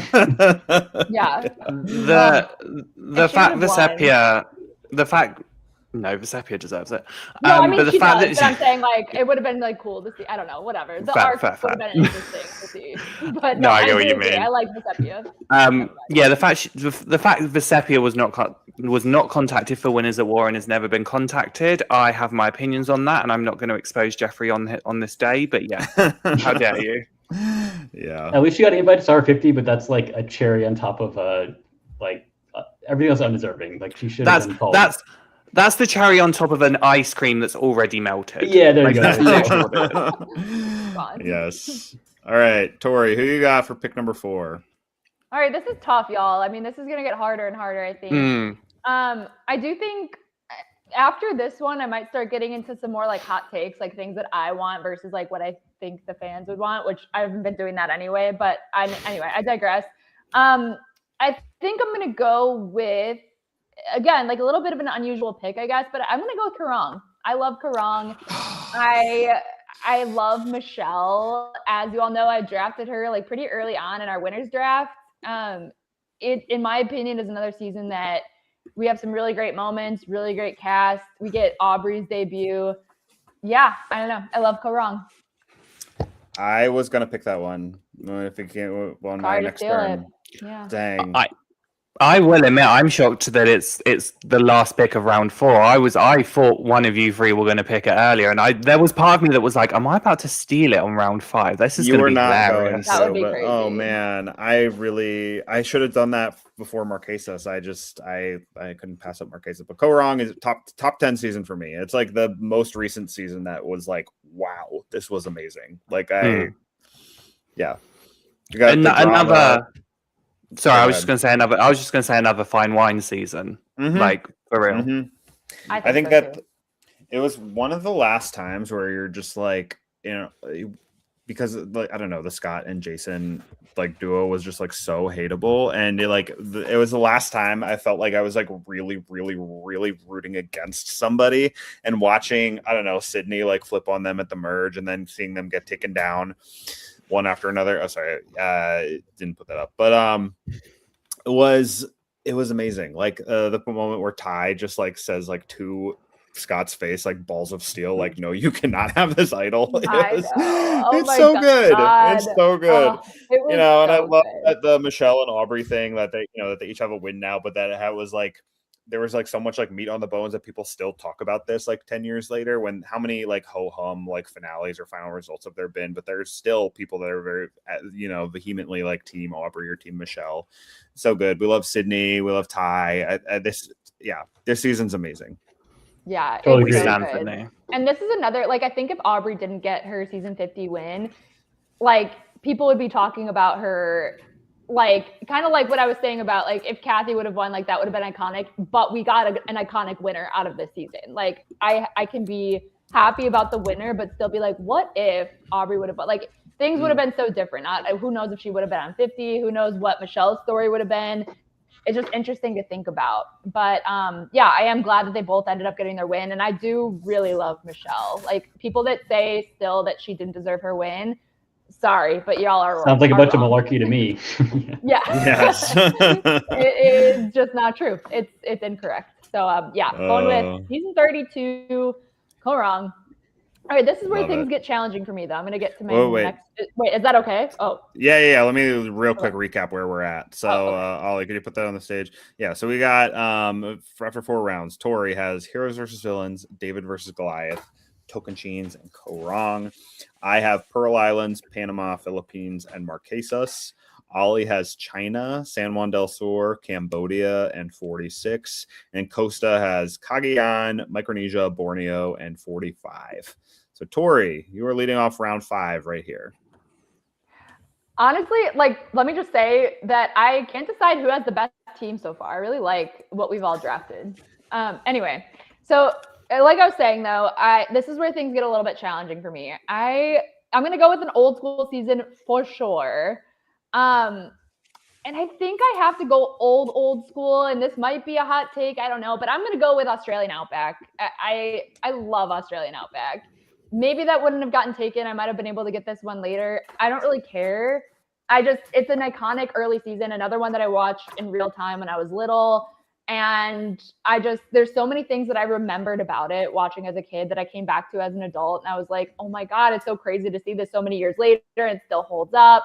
We see Jerry for the first time, Colby's debut. I liked Tina's win. Say what you will about Tina's win. I don't know, but I liked it. And I think a really good overall season. I think it's a good, important season historically, and I think that at the time it was like wildly popular. It was number one show on television. It outperformed like Friends in its heyday. 5 people came back for the first All-Stars. A lot of people on the season maybe haven't aged the best. Just like every other person is canceled. Yeah. But no, I think that it's still, the thing about this is that I think once Jerry gets voted off, it is kind of like really boring for that. Yeah, that is true. Like loses a lot of its tension and it drags a ton. But I think that up until around when Jerry gets voted off, it's legitimately like really good, really compelling, and it's different than what you're watching. Like when I rewatched it a few years ago, and like the scene where Tina and Keith like go through the flood to get the rice, like that is something that would never ever happen these days. But you're watching it; it's really compelling still. So I think there's a lot of good stuff here. And it's badass. They don't make them like Tina and Keith anymore. No. What were you guys saying? I hate to say it, but like this could be like a perfect background Survivor season where there's not like as many epic moments, but like I really like the season too. Like I've seen it more than most seasons, and it has like the Colby and Jerry confessionals, or like they have so many good one-liners. There's a lot of funny things this season, but it's like, it's a good season. But I think this is one I can easily just like watch on repeat and not give it full attention. But that's kind of how I feel about this one. Yeah. And not just because of season 2, it is like a classic season. There's so much about it that really was also foundational to, the years that followed. And let's not forget, this was 42 days. Yeah. That's underrated. Longest season in terms of days. Yeah, that was good. All right. Now it's back to me. Oh man, I was gonna go Korong to like make it a little more modern. I do definitely need to skew a little bit more modern with my team. However, Korong was the last one that I really like. Okay, I'm also gonna go new era. And this is an unpopular opinion according to Costa's rankings, seeing how low it gets ranked. But I think Survivor 42 is and always will be, not always, but still is like the best new era season pretty easily. And so Survivor 42 is going to be my pick here. Again, we all have our qualms with the new era, whatever. But I think that given all of that, I think that 42 is about as good as a new era season can be. Marianne's winter journey was so unexpected, so fun, so impressive. But so many other people on the cast really, really hit. Like Omar was great. Like Lindsay was great. Romeo was hilarious. Like Mike Turner had a fun arc. Tori and Roxroy going out in the double boot. They were both hilarious in their own ways. Like there's a lot of really, really good stuff here. And again, like Marianne taking out Omar with the you did it, I did. Like that, with using her extra vote. Highlight of the new era for me. It's this season is really good, and I rewatched it again about a year ago, and it's still is really enjoyable. I look forward to rewatching this one because I remember after seeing it on paper after 41 happened, it's like didn't love 41 and like all the new twists, and then it's like all right, we're gonna redo it exactly the same again. Like I've never been less excited for a new season of Survivor, but then it kind of just like it was full of fun surprises. Like the Jenny thing early on was like such a big moment. Omer, Marianne are just iconic, and like Mike too. Not my favorite all-time player, but just someone of that age. Like his perspective was interesting and novel. I feel like they don't have not many people like Mike in Survivor. Agreed. New era, especially new era. So like having some age diversity there is cool.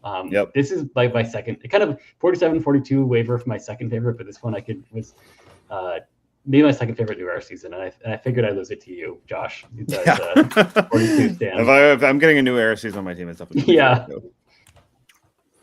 Yeah, this might actually be either my top. It's definitely my top 3 like casts of the new era. I think they did a really good job of casting this season, because you're right, Costa. Like on paper, there's so many things that I disliked about 41. I won't get into it, but yeah, you're right. Like it was almost like copy and paste. Like, all right, we're gonna do the same thing again. But I do think like I don't know, we got some good things because of the cast that it was. And I'm not saying that the 41 cast was bad or anything. It wasn't my favorite season, let's just say. Yeah. I mean, and Costa mentioned Jenny Kim, totally robbed. Totally robbed. But, you know, here we are. It was a good, ended up being a really good season anyway. And I don't know. I think that more people should come back for 50. Like the fact that only Jonathan came back is pretty outrageous. But and the fact it's Jonathan. Oh yeah, that's neither here nor there. Sorry. All right. I liked him on 42 personally, but yeah, I don't think I needed him on 50. We'll just say that. Yeah, I mean, yeah, I think I would have seen anyone of his OG tribe, Lindsay, Marianne, Omer. I would have rather seen all 3 of them. Yes, whatever. I agree with that. Okay, so we can move on to Ollie coming up with his pick number 5. Yes, Ollie, who you got? Do you know what? I looked at my draft and I was like, I do need like another old school, like a single digits one. And I have to go with my darling Amy Cusack and pick her original season, which is Vanuatu. We've just recently done a rewatch of it. It's Amy Cusack, Eliza, Julie Berry, Leanne, Scout, Twyla. Need I say more? Women slay. If you don't like this season, I don't know what's wrong with you. But yeah, this is one of my favorite seasons. For a long time, this was like my number 1 favorite season. I think it's there you go. Yeah, the post merge, especially the last few episodes, are amazing. It's rare to get like all the heavy hitters like stacked at the end of a cast, and they did. Like a lot of the more like people like left earlier. This season is so fun. Like the drama is great. Like the personalities are great. Some other like all-time quotes on here. Like Rory Freeman is hilarious. Like I love this season. Yeah, I know. And I would have loved to have this on my team. This was great. I was remembering season for like the Thanksgiving episode when Leanne got voted out. Like when they used to have episodes on Thanksgiving, like that one, it's like I remember where I was, who I was with, what I was feeling, like what color everything was around me. Like that was just like vivid memory in my childhood of watching that on Thanksgiving. Like just an epic blindsiding. Chris telling his wife that he got voted out when he got home from the show, and then like her getting blindsided in real life when the show is airing. Like that's just a funny little tidbit. But yes, this season I think it's a good place for it. It's like people always say the season after a big all-star season is always a flop, or like people don't like it. Smooth season gets a little bit extra hate, but this season is quite fun. It's so good. It's so fun. Mark here in the chat, Twyla should have returned. Justice for Twyla. She definitely she's someone who like has been invited back and cut late in the process like multiple times. Like she's amazing. Well, the rumor was that, and this is the only tangent I'm going to go on. Her and Scout were rumored to be contacted for season 40 before it became winners at war. They were both in the mix for season. She was in the mix for Micronesia. She was in the mix for Heroes versus Villains. She has like been in the mix like multiple times. Like again, so raw and real and compelling. I don't know. Just everything about her journey is amazing. And she was a really good player too, like underrated player. We're very capable. Agreed. Yeah. Great season. Yeah, I enjoyed our rewatch a lot. It's kind of similar to my rewatch of Panama, where like it definitely climbed my rankings after I rewatched it. It just shows how like my perspective changes a little bit, like as I get older and like just watch it after a few years, I guess. And most of these older seasons like look a lot better when you're in comparison to the new era. So that's probably a big part of it, Josh. I never really thought about it like Yeah. that, but you're right. yeah, I mean, but this is legitimately like really, really good in my opinion. So It is. all right, so Costa coming up to round out round number 5. Cool. This one, second pick's be harder, but this one's easier for me. This is Blood versus Water, season 27 is my pick here. This one, we just talked about 42 like 2 seasons ago, but that was one where I saw the season on paper and I was like, this concept, these returning players are so random. Like there's other things about the Redemption Island coming back. There's so many things about the season. I hated it before it even started. And then it started and then I was just pleasantly surprised over and over again from what I saw. Tyson, I'm a big fan of. Seeing him win was fun. Like him milking his injury to get to the end, like using that as strategy was cool. All the Brad Culpepper fights with various people at Redemption Island is hilarious. I love Rupert. So seeing him flame out he's there for like the perfect amount of time. Like, why is he back? We don't need him, but then he's just there and gone. I had like an afterthought. This season is just like, again, expectations couldn't be lower, and then it exceeded them like way, way above. So it's not like the best season of all time, but for me, this is like a really fun season start to finish. We stand Mother Marissa. Yes. I love her. Yes, F you, Brad Culpepper. Like, we love it. Oh, it's so good. I also hated this season before it started. I actually didn't. After Karamoan, I was like, Survivor's done. I'm so pissed. Like, everything is so annoying. And then I heard like, wait, they're bringing back 10 returnees again. They're loved ones. They're like Redemption Island's coming back. Like, they're bringing back like Colton and Monica Culpepper. Like, what are we doing here? And then so I actually didn't watch. This is my senior year of college. I didn't watch until Thanksgiving break where I got all caught up. And I was like, wait, this actually is like kind of good. When I expected it to be so bad. Yeah, it's decent. When I was expecting it to be terrible, a season that was decent ended up being pretty good. And I watched it again, and it also compared to what I expected it to be and compared to the new era, I think it's like pretty solid. I agree. I mean, I watched this like later, like after it originally aired, and similar to a lot of the seasons that are kind of like in the middle here. I think I went in thinking like and this was like maybe a hot take, I don't know, but like in addition to the people that you said you were kind of like feeling mad about, I was kind of like, we don't need Tyson back. Like the way he went out in Heroes Villains was, I mean, he voted himself out basically. I thought he was kind of like too like mean in his original season. I thought he was funny, but like, yeah, I thought like he had some comments that were just kind of like unnecessary, like you're not being funny, you're just being rude kind of thing. But he came back and pleasantly surprised me. Like I think his Survivor arc, I've said this before, but like his Survivor arc, in my opinion, is one of the best stories we've seen in terms of like players that have been back multiple times. Like he started out as kind of like a little bit of an asshole, came back as a villain, went out pre-merge in a way that like made him look kind of stupid. But then he did a really good job. I mean, his winning game was pretty solid. And then he came back as kind of like a family man in Winners at War. So I really liked that too. So I came out of like my Survivor journey so far really liking Tyson. And I listen to his podcast all the time, which I also talk about. Yeah, I thought he was funnier in Token Chains than he was here. But, you know, I do enjoy him as a person, and I'm happy that he won. Me too. Yeah, I love when Hayden got Sierra to flip. Like, I think after watching so many times, people on the bottom, like, just going along with the majority. Granted, she realized it around too late. But when she realized it and was like, you know what? Yeah, screw this. Like, I don't care. This is my only shot to win. We're going to rocks. Like, she's one of 2 people. No, I mean, well, I'm not even counting. Yeah, she's the only one who, like, single-handedly forced rocks like that ever. And I respect that a lot. Mm-hmm. That was a good moment. The rocks. Yeah. All right. So Costa, who you got for pick number 6? This one was really hard. First the last one for me, but I'm going to pick Cook Islands here for my next one, which I think it can split people a bit. I know like some super fans find this one to be the most overrated season, but I think it is about the right place here. When I did polling on this among my Instagram followers, it finished in 11th, which I think is higher than I would put it, but I think this season gets boosted because it has so many people that come back. You have Ozzy, Jonathan, Parvati, just like a lineup of people that are amazing. Yule comes back too. But it is like, don't forget her. Yeah, yes, thank you. And the I24 comeback is pretty epic. So it's got a lot of things going for it. I think it's not like the best season. I think Yule is the first time that my favorite player on a season won the season too. So I have like a soft spot for Yule winning this season as well, even though it's a super idol and all that too. But satisfying winner, underdog story. Yeah, it's a good season.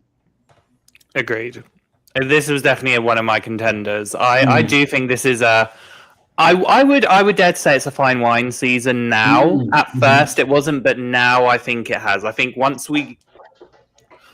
how the tribe divisions happened, and obviously you Oh my get god, yeah. you get past that, and it's like, okay, let's look at the game itself. Like, it is a good season. Another one of my crushes, Brad, Stan, JP, Slay, Rebecca Borman as well. I stand her more just because I love watching The View, and I know she's the main hairstylist on The View, so I'm like, say that. But yeah, no, overall good season. Love you all. I don't love this season, and I think it has like obviously gotten a lot more popular as time has gone on, and I don't know. I think there's like some fun moments and things, but I think most of the cast is like pretty under edited and or really boring. And I think the I-24 story on paper is good, but then when you're actually watching it, it's kind of boring. Like they themselves, like not really, I don't know. They're all not the most fun or interesting people. I don't know. I'm not the biggest fan of this season. I find it pretty overrated in general. But there are great people, great moments, etc., etc. But yeah, I think it's kind of like what you said, Josh. Like this used to be actually ranked like really high for me, but then like you rewatch. I think this is one of the few seasons that for me actually got worse on a rewatch. Like, because we rewatched this last summer. Yeah, exactly. And I used to be really high on it. I think in large part for like a lot of the reasons you said too, Kosta, which is like Yule was like my favorite player on the season. I thought he was a really smart winner. I really like Jonathan Penner. I really like what you were saying. A lot of the players that returned, there's a reason why they returned. Like they were very good characters on the season. But then you rewatch it and you're like, I've seen it before. And Josh, like what you were saying, like you realize that like Becky's pretty boring, no offense. Like Sundra seemed like great people. I'd be friends with them in real life, but like, were they great TV? Not great. I don't know. Low-key, Yule and Ozzy too, like not really the most like, I mean, I would kind of agree with that. I do think like when you first watch it though, like you're very like captivated, or at least I'll speak for myself. I was so captivated by Ozzy's like challenge ability that I was like, oh my God, we've never seen this before. But then, yeah, I mean, you rewatch it, you're like, I've seen it before. What else you got? And you don't really notice anything new. In fact, like it kind of just gets more boring. Yeah, I think the highlight of the season definitely is the mutiny and then the fallout from that. Yeah. Without that, it's like really, really, really boring. And Billy professing his love. Oh yeah, that too, of course. Yeah, that one of the best moments in Survivor history. Can't forget about that. Yeah, that one I remember watching too, and I'm like, I cannot believe what is before my eyes right now. No, it's so good. Yeah, it's good. All right, so Kosta, pick number 6, finishing that off. So, yep. Oli, what you got for your pick number 6? I'm quite surprised. I just need to make this point. I'm quite surprised Palau hasn't been picked yet. What would you do if I picked Palau? I'd be shocked. I knew that would be, same. I wouldn't believe you. Yeah, don't believe me because I will never pick Palau. I was just looking at the list and I was going, oh, Palau's not been picked. I was waiting for. Part of me wants to pick it just to like annoy everyone else, just to be like, of all seasons I've got it. Yeah, you know that would annoy me. I know, but I'm not going to because I don't want it on my draft. I'm going to go for a new era. I'm going to go for 47. I feel like this is a season that people, again, I feel like 45, 46, 47 were like really strong new era seasons. I mean, again, it has one of my favorite pre-merge players in Keyshawn. I will always stand that man. He deserves a second chance. And just overall, this cast, I think, is great. Genevieve, Rachel, Sam, Andy, Teeny, Arnica, like Soul, the king of jury looks, the best dressed juror ever. So I love, I mean, take Rome out of the equation. This is a great season, in my opinion. This one was my first season on the podcast, so I think that'll have a special place in my heart for that reason. It was a fun ride all the way through. Again, new era, shenanigans are new era shenanigans. But I think 45 and 47 are the ones that are kind of like interchangeable for me, like right behind 42 as far as the best ones go. Like I legitimately enjoyed this pretty much all the way through. I was really invested. Towards the end, I was super rooting for Rachel as a winner. I was like a Caroline truther like the whole time through the merge. So Operation Italy happened. I'm like, no, not Caroline. But after that, I was like all in on Rachel. Still love Caroline, by the way. I met her and she's great. But yeah, really fun season as far as new era goes. It's lots of good people and good moments. Yeah. Yeah, it's hard to have a lot of things to like just like about the season. This is one where it's maybe only not like top because it doesn't have like epic moves like round after round. For like as Operation Italy, I guess that's a pretty popular one. But for me, it's just good from start to finish. Everything about it is good to great, the whole thing. So I love this one. I was like an inch away from picking this one for my last pick too. So solid pick. Yeah, I would say, even though I think I like 45 better, and I might even like 42 better, but I think like if someone's looking for like what very current season, what new era season should I watch, I might recommend 47 just because you get like a good amount of kind of everything. You get a good amount of chaos, you get some good characters, you get some good gameplay. Yeah, it's just like a little bit of everything. And I do think that that's nice to see in the new era. Agreed. Yeah. And you see all three tribes go to tribal council too, which is in the first a super rare thing. Which I think it's no coincidence that's a really good point. Yeah, because I think one of the downsides of the 3-tribe format is you see so many people just kind of like hanging out for a long time, and then so the fact that all of them had to go to tribal council, 2 of them twice, 1 of them once, was like made it the pre-merge a lot more palatable. Yeah, so there's a lot of good stuff in 47. Great cast, really fun. Cool. So I guess I am up next, and with Ollie bringing up Palau, I can't, and Tori saying how she wants, I have like Ollie, my hand has been forced. I have to take Survivor Palau. It's almost like I manipulated that entire thing. Well done, mate. I mean, I definitely was one I wanted on my team, but I was like, do I take it now or do I wait a little bit? But now you made it happen, so I definitely have to take it now. Yeah, I again add another old season to my book, but I don't really care. It's so good. Tori and I rewatched it with Phil and then Steven, Survivor Quotes X last summer. Such a fun rewatch. There's like, I don't know. I think the journey of it is really compelling, even though the gameplay for the most part is kind of straightforward. Watching Oolong get decimated all the way down to the end, and then Karor get decimated all the way down to the end, and everything, like just the character journeys that come from that were really great. I think that, you know, people have their opinions on Stephanie LaGrossa now, but I think her journey here is so fun and really like unlike anything we've seen ever. And it was like such a great person to root for at the time. And I think I love Tom and Ian and Katie and their whole dynamic and friendship. Like love Jen Lyon too. R.I.P. Yeah. She was an angel. Yeah, I don't know. Lots of really like a classic season that, you know, we talked about for probably like 2 hours. Like last summer, we could have kept going, but I have a lot of really good things to say about this season. How dare you not talk about the breakout star of Janu? How dare you not? Iconic. Well, I mean, yeah, shout out to her for quitting to let Steph's torch last a little bit longer. Yeah. Yeah. Ian and Rosenberger, Karen. one of my all-time favorites. About Karen. Yeah. Oh, yeah. And then Karen as well. Sorry, if Steven were watching this, I would shame us all for not mentioning Karen. But yeah, Kostas, like you said, Ian, he's a really great casting choice. Yeah, I agree. Yeah. I've always loved this season. Favorite. I mean, again, like I came into like the online community pretty late, I guess, for a Survivor superfan, for a podcaster. And so like I had very much like my own opinions, and I used to always say this was like a very highly ranked season. I loved it. I used to recommend it. I didn't really care what other people said about the rankings. I just thought it was a really good season. Mainly because, yeah, like we had never seen really before or since a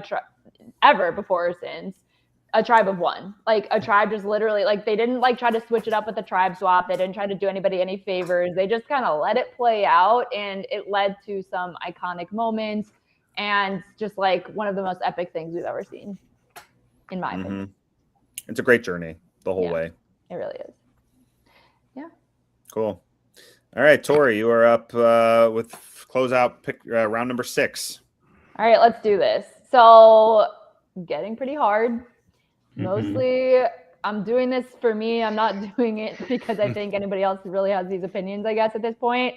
I'm going to go with another old school season. It's going to be season 6, the Amazon.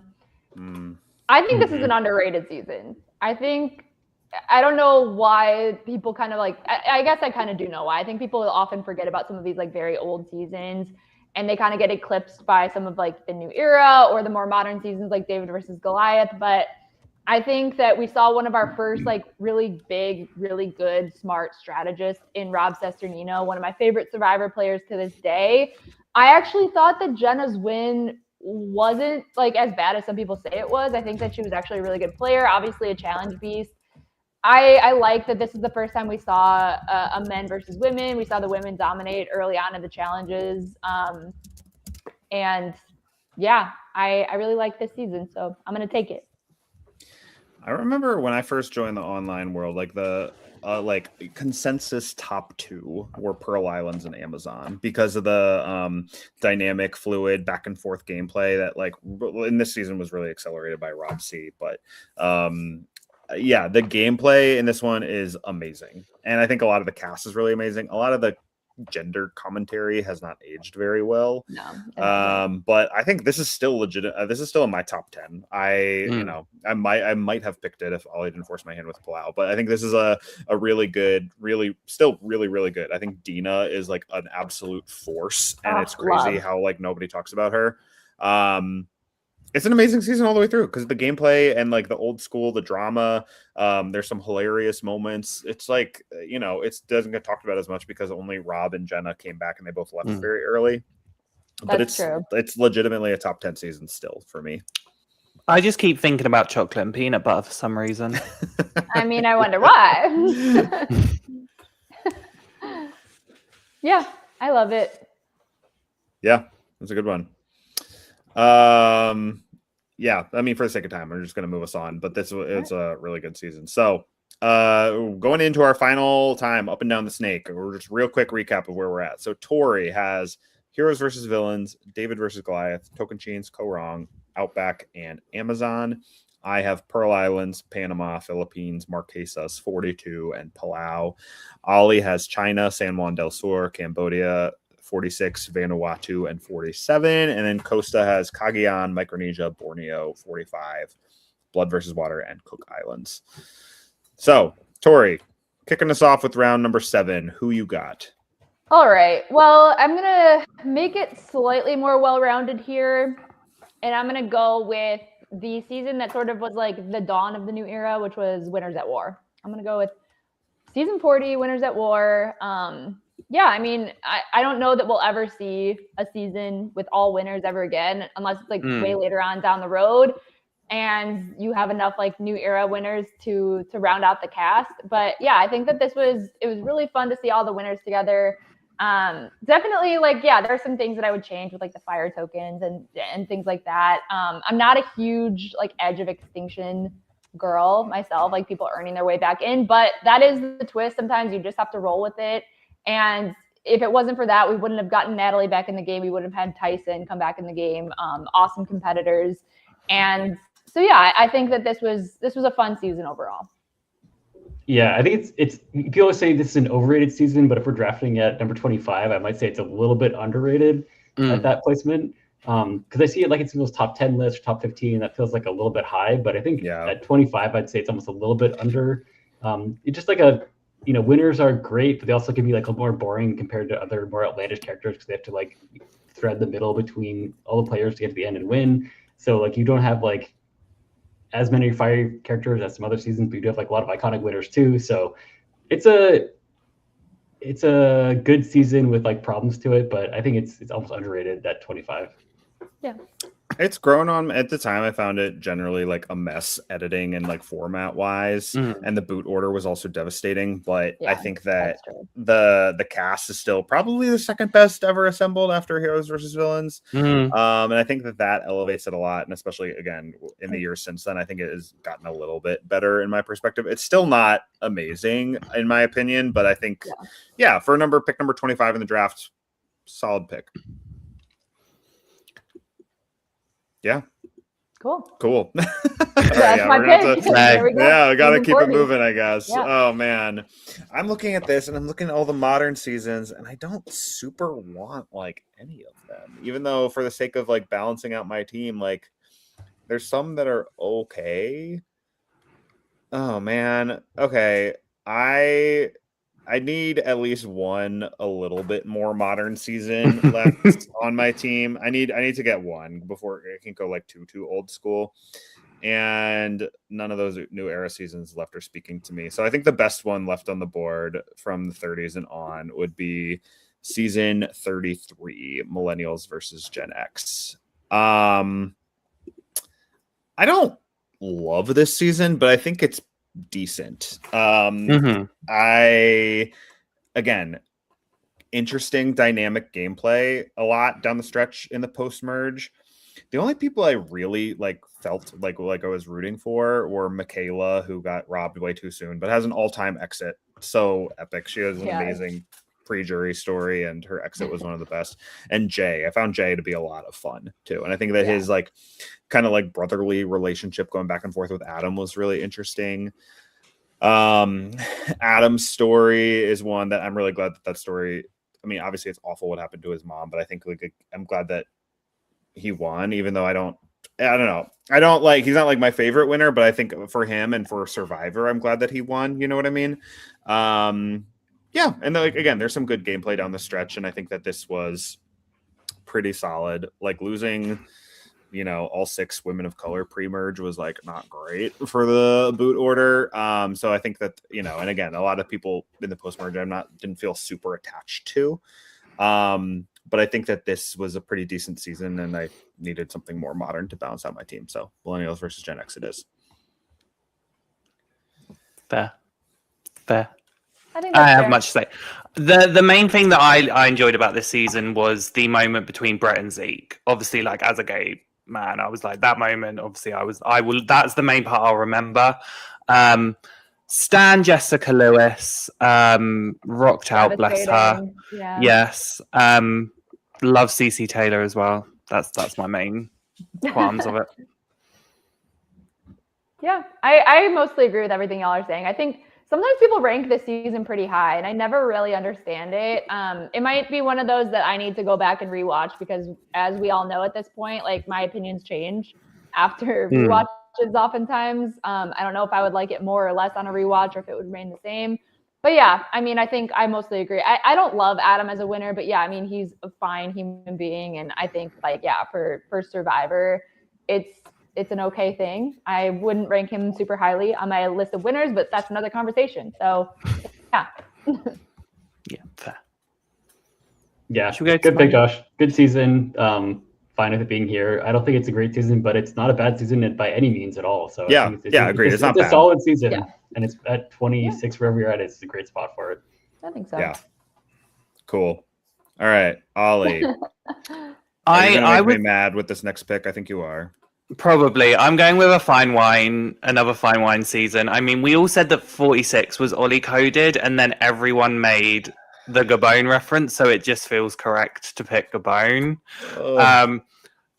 Josh, you had 7 chances to pick it. Such a good pick here. I was picking this one as well.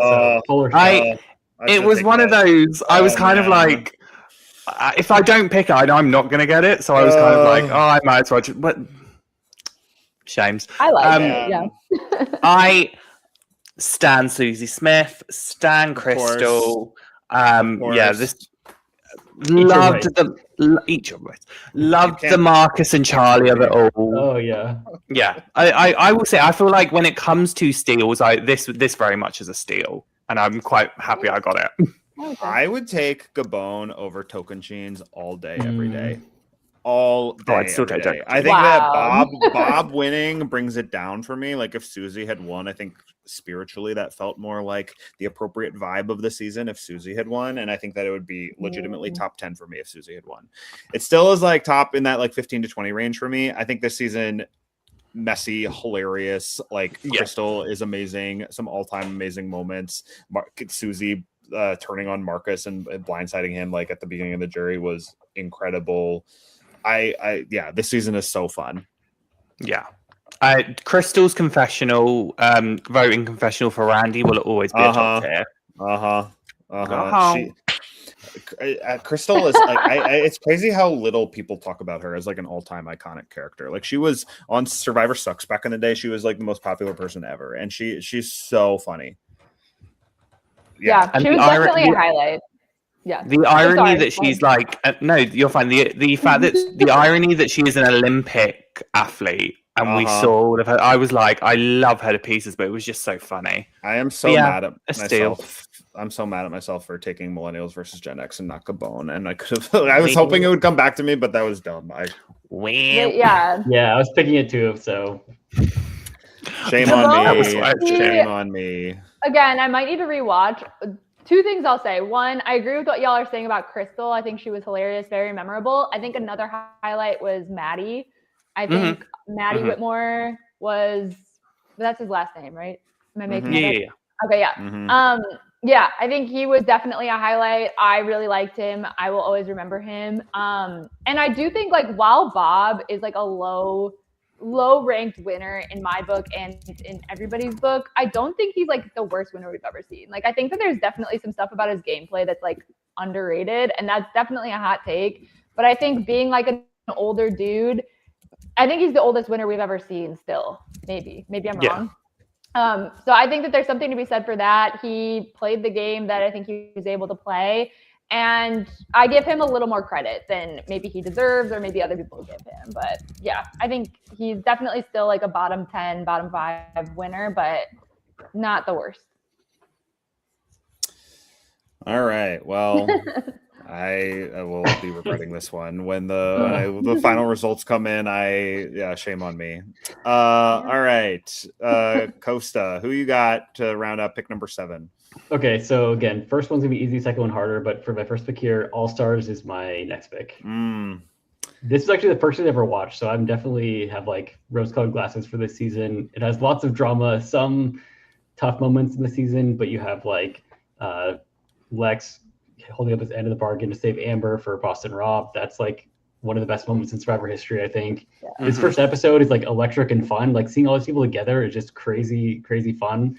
And we kind of see it again in future returning players, but this is like the promise of a returning player season. Like, again, episode 1, it's like all pure fun, excitement, and then it gets darker from there. I think if you hate like darkness in a season, then this season is not your cup of tea, but this season is, I find, very interesting and compelling. And so I am very happy to have this on my team. Oh, yeah.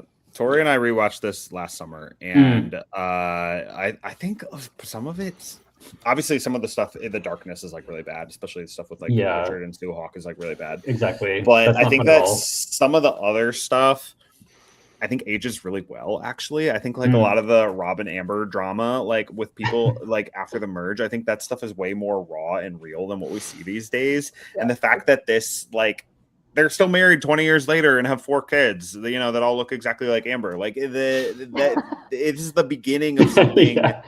Like lives exist now because of this that didn't before, you know. I think that it's and I think that the, you know, obviously Boston Rob has gone on to become like way more of like a reality TV legend. I don't know. I think there's a lot here that's really good. I love Ethan in this season. I love Jerry in this season. I would have been really happy to have this on my team too. It's actually a solid season. It is. Thank you all. Yeah. Tori and so go ahead.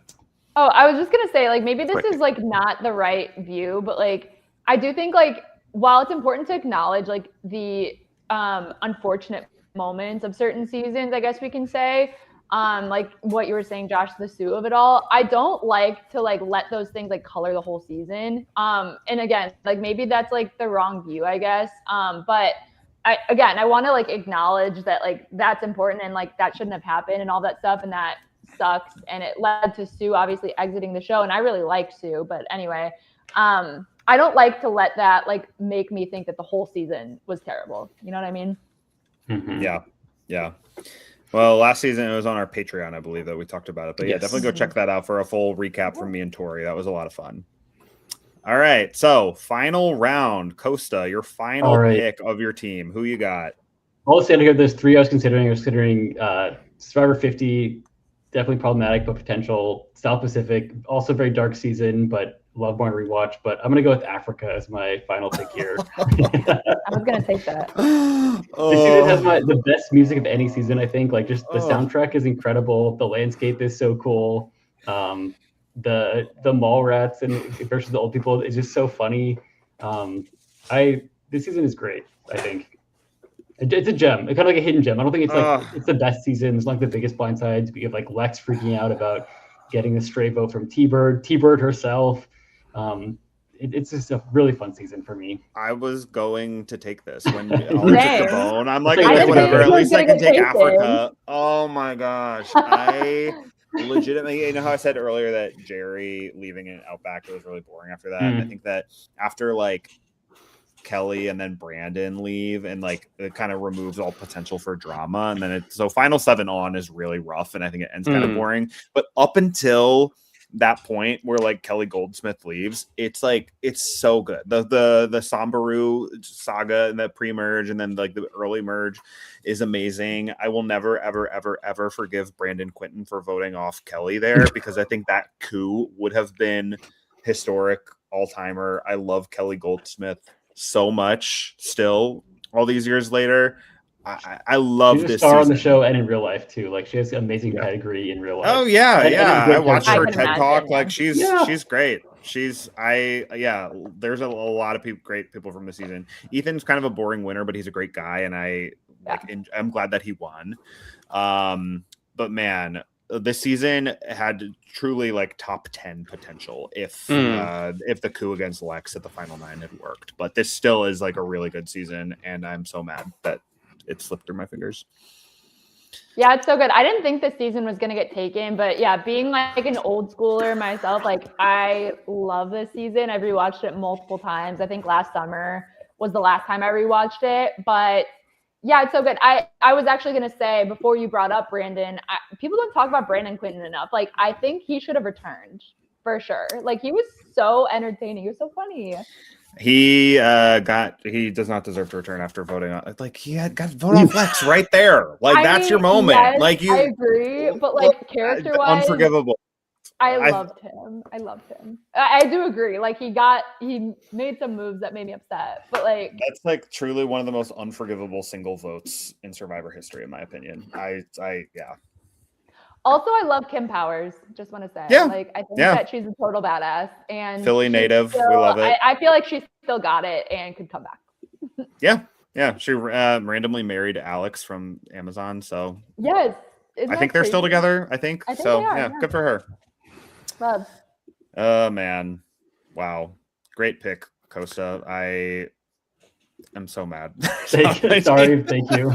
No, you don't need to be sorry. It's my fault. But yeah, the great pick. Solid season. Great way to round out your team. All right, Ollie, who you got for your final pick? I don't know, because I've got 3 seasons that I'm picking between, and I'm kind of like, do you two just want to make your picks and then see if I get my last one? I really don't know. That's not how it works, Ollie. Shut up. Okay, so the 3 that I'll just say quickly, the 3 that I'm leaning towards. Guatemala, just because I've recently rewatched it, and I actually think it was quite a good season. One World, because it is my controversial hot take, and Edge of Extinction, just to like be a bit more well-rounded. I think it's got a great cast. Do you know what? I'm going to go with my controversial hot take, because I do feel like, ignore the pre-merge, but the post-merge of One World, I think, is really, really strong. And plus, it has Kim Spradlin, one of the best winners ever. I think if you just go from the merge, it's great. It's a great season. We just ignore the Colton of it all, and I think it's a decent season. Because again, my hot take is I actually don't mind Alicia, and I feel like that is post-merge. Like pre-merge Alicia, I understand why people don't like her, but post-merge Alicia, like, she is an iconic villain in my opinion. She grew on me as the season went on too. Yeah. So I'm going to go with that, and I feel like people aren't going to like that, but that's just my pick. So it's my guilty pleasure. I love this for you. I'm glad this one got chosen. I think it is overhated. It's not amazing. but I don't think it's terrible either. I think that there's a lot of seasons that are like boring and like actively piss me off for like a lot of reasons. This one, like again, once Colton leaves, you're like, kind of like everybody and you're rooting for everybody. Yeah. So Jeff hates this season too. Yeah, Jeff does More too, than- but like I don't know, the final three of like Kim, Chelsea, Sabrina, like really solid final three. Like you like everybody, you wish good things for them. I think Kat was like really fun in this season. It was like not as much fun like later on, but I think that she was still like a lot more like fun and like goofy this time around. Yeah, and Kim played an amazing game. Was rooting for her the whole way. I enjoyed this at the time. I hated Redemption Island South Pacific a lot more, but like this one, yeah, I'm glad you took it, Ollie. Thanks. Did you guys see? I just saw this recently. The footage of Kat when Alicia goes to Ponderosa. Yes. They like got into it pretty hard. It's actually, it's important that everybody watch this. Okay, somebody just reposted that. We should go watch. Yeah, somebody just posted it on their Instagram. I can't remember who. I want to say quickly, my hot take is Kat was bitter and needs to do better on that one, but that's just my hot take, and I'm going to stop at that. I mean, either way, it definitely was Kat that like started it all. Like Alicia just like came and she wanted to like keep the peace for her first night at Ponderosa at least. And Kat definitely was feeling some type of way. And yeah, everybody should go find that video. I think it might have been Steven that posted that I saw. Okay, yeah. I could be wrong. Survivor quotes, I think. Yes.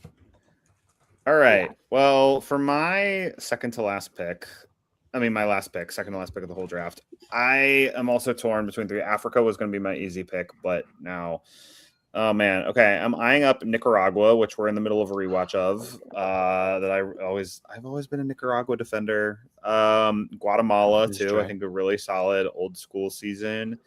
And actually Fiji, I think is like an underrated season too. I think that there's a lot to like there, mainly in the post-merge. The pre-merge is kind of a slog, but the post-merge is actually really, really good. But I think, if I'm being honest, I think that's probably the best season of this whole group and kind of just fits more with my old school vibe is Survivor Guatemala. That is my final pick. I think that I used to like really, really love this season.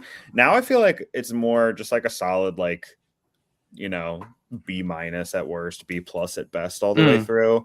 But I think that this shows that like even a more like not like super like incredible season in the older format still like this is like the floor. I think how I said like 42 and David versus Goliath is like the ceiling of the modern format. I think Guatemala is generally speaking the floor of like the old format, and I think that I don't know. There's some fun moments, some fun characters, lots of drama. Like, Judd is outrageous. Like Bobby John and Jamie's rivalry is crazy. So I think that Steph's like metamorphosis this season, or like being shown in a different light, is really compelling and fun. And she's like hilarious this season in a lot of ways. Amy O'Hara, like Gary, I'm gonna come beat you down. Like she's great. Yeah, there's a lot of good stuff here, and I think this is just solid. Solid season across the board. Agreed. I'll take it. I love Brian, Platinum Boy. He's a favorite. Yeah. Yes. Gone too soon. Mm-hmm. Yes. And Rafe. Don't forget about Rafe. I love Rafe. I do too. He was definitely like also an early strategist that we saw. Like I think that he was so smart. I'm actually shocked that we haven't seen him back. Yeah, I think a lot of the Vanuatu, Palau, Guatemala, like just due to the timing, I think a lot of those people kind of got lost in the ether. Yeah. But if it fell at a different time, Rafe definitely would have come back. He a couple years ago came out of nowhere and just kind of like schooled Jeff in production on Twitter about why the final two is better. I like lived and he was spitting facts the whole time. It was so good. I just like that a special place in my heart, even though it wasn't like, yeah. Anyway, so that's my last. It's interesting that he feels so strongly about that, because if it weren't for the if they did have a final three, he would have been a finalist. Yeah, but that wasn't even a thought in anyone's mind at the time. Yeah, so that's true. When was the first Final Three? It was Cook Islands. 13? 2 seasons later. Yeah. 13. Yeah. All right, Tori, you are closing us out. Oh my gosh, this is so much pressure. I don't think I like being the first pick. Either way, it has its perks, I guess. But anyway, okay, so I'm gonna tell you guys the ones that I'm thinking about, and that I don't even have my final answer in my mind yet. I'm gonna just like spit one out. But okay, hear me out. Nicaragua, Survivor 50, and actually Game Changers is in there for me because I do think like we see some good gameplay in that season. And again, I know we had like some bad moments and stuff like that. And some question marks as to like, why is this person on there? But I think if you look at the season, like in the gameplay that happens, I think it's like pretty good. Anyway, I'm going to pick Game Changers. Why not? I'm going to pick Game Changers, season 34. I know a lot of people don't like it. I know some of that has to do with like Jeff Varner, and some of that has to do with like other people that were cast. Like Haley was a big question mark. Like, why is this person like returning on Game Changers? Like, what did she do to actually change the game? I actually do too. But I think like we also get some iconic people on this season. I was so bummed to see like this is a horrible moment when Malcolm went home so early the way that he did, but like it was such a big moment though at the same time, even though it's one of my favorite players that was gone too soon in the game. Yeah, I mean, and say what you will about Sarah Lucina, I think she did a lot of good gameplay this season. I think, yeah, her game was pretty solid. She played a really, really good game. She did. And so for those reasons, and this was also like one of the first seasons that I came back to after like a long pause. I don't even know if you can call it a pause, but with how long it was. But after my break from watching Survivor, this is one of the first seasons I came back to. So maybe I came back being like, wow, like look at this modern day Survivor and all the things they're doing with it. It just like kind of like drew me back in, I guess. I came back to this season too. I was on a hiatus for a few seasons, but one of my friends reached out to me and was like, hey, Sandra and Malcolm and Suri are all coming back. You should watch this season. I'm like, oh, I'm there. And then, you got other heavy hitters too, like, Tony and Michaela and Andrea and Aubrey. There's like some really heavy hitters. Obviously it devolved into something like really lame and underwhelming, but I think we were actually pretty close to having like a good season with some really good outcomes. And there's, I think, and again, Sandra, the way that she took out JT is, I think, a highlight of the like the post Cambodia era for me. That was an amazing, amazing episode. Yeah, I don't love Game Changers, but the first start of the season is very fun, I would say, and I think the season like weirdly elevates Sandra a lot. Like people kind of always Sandra had won twice by this point already. But people like still would say, oh, she's not a great player or anything. But this season, even though she lost and went out fairly early, just like raised Sandra's stock. So I think that's a positive from the season that I always like about it. And it's funny at the start, and then it like quickly is not for me. Yeah. What is there to say? I think there's a very interesting anomaly of a season. But to round out our total draft, I like it for you, Tori. So. Final teams. We got Team Tori is Heroes versus Villains, David versus Goliath, Tocantins, Co-Wrong, Australian Outback, Amazon, Winners at War, Game Changers. I have Pearl Islands, Panama, Philippines, Marquesas, 42, Palau, Millennials versus Gen X, and Guatemala. Ollie has China, San Juan del Sur, Cambodia, 46, Vanuatu, 47, Gabon, and One World. And Costa has Cagayan, Micronesia, Borneo, 46, Blood versus Water, Cook Islands, All Stars, and Africa.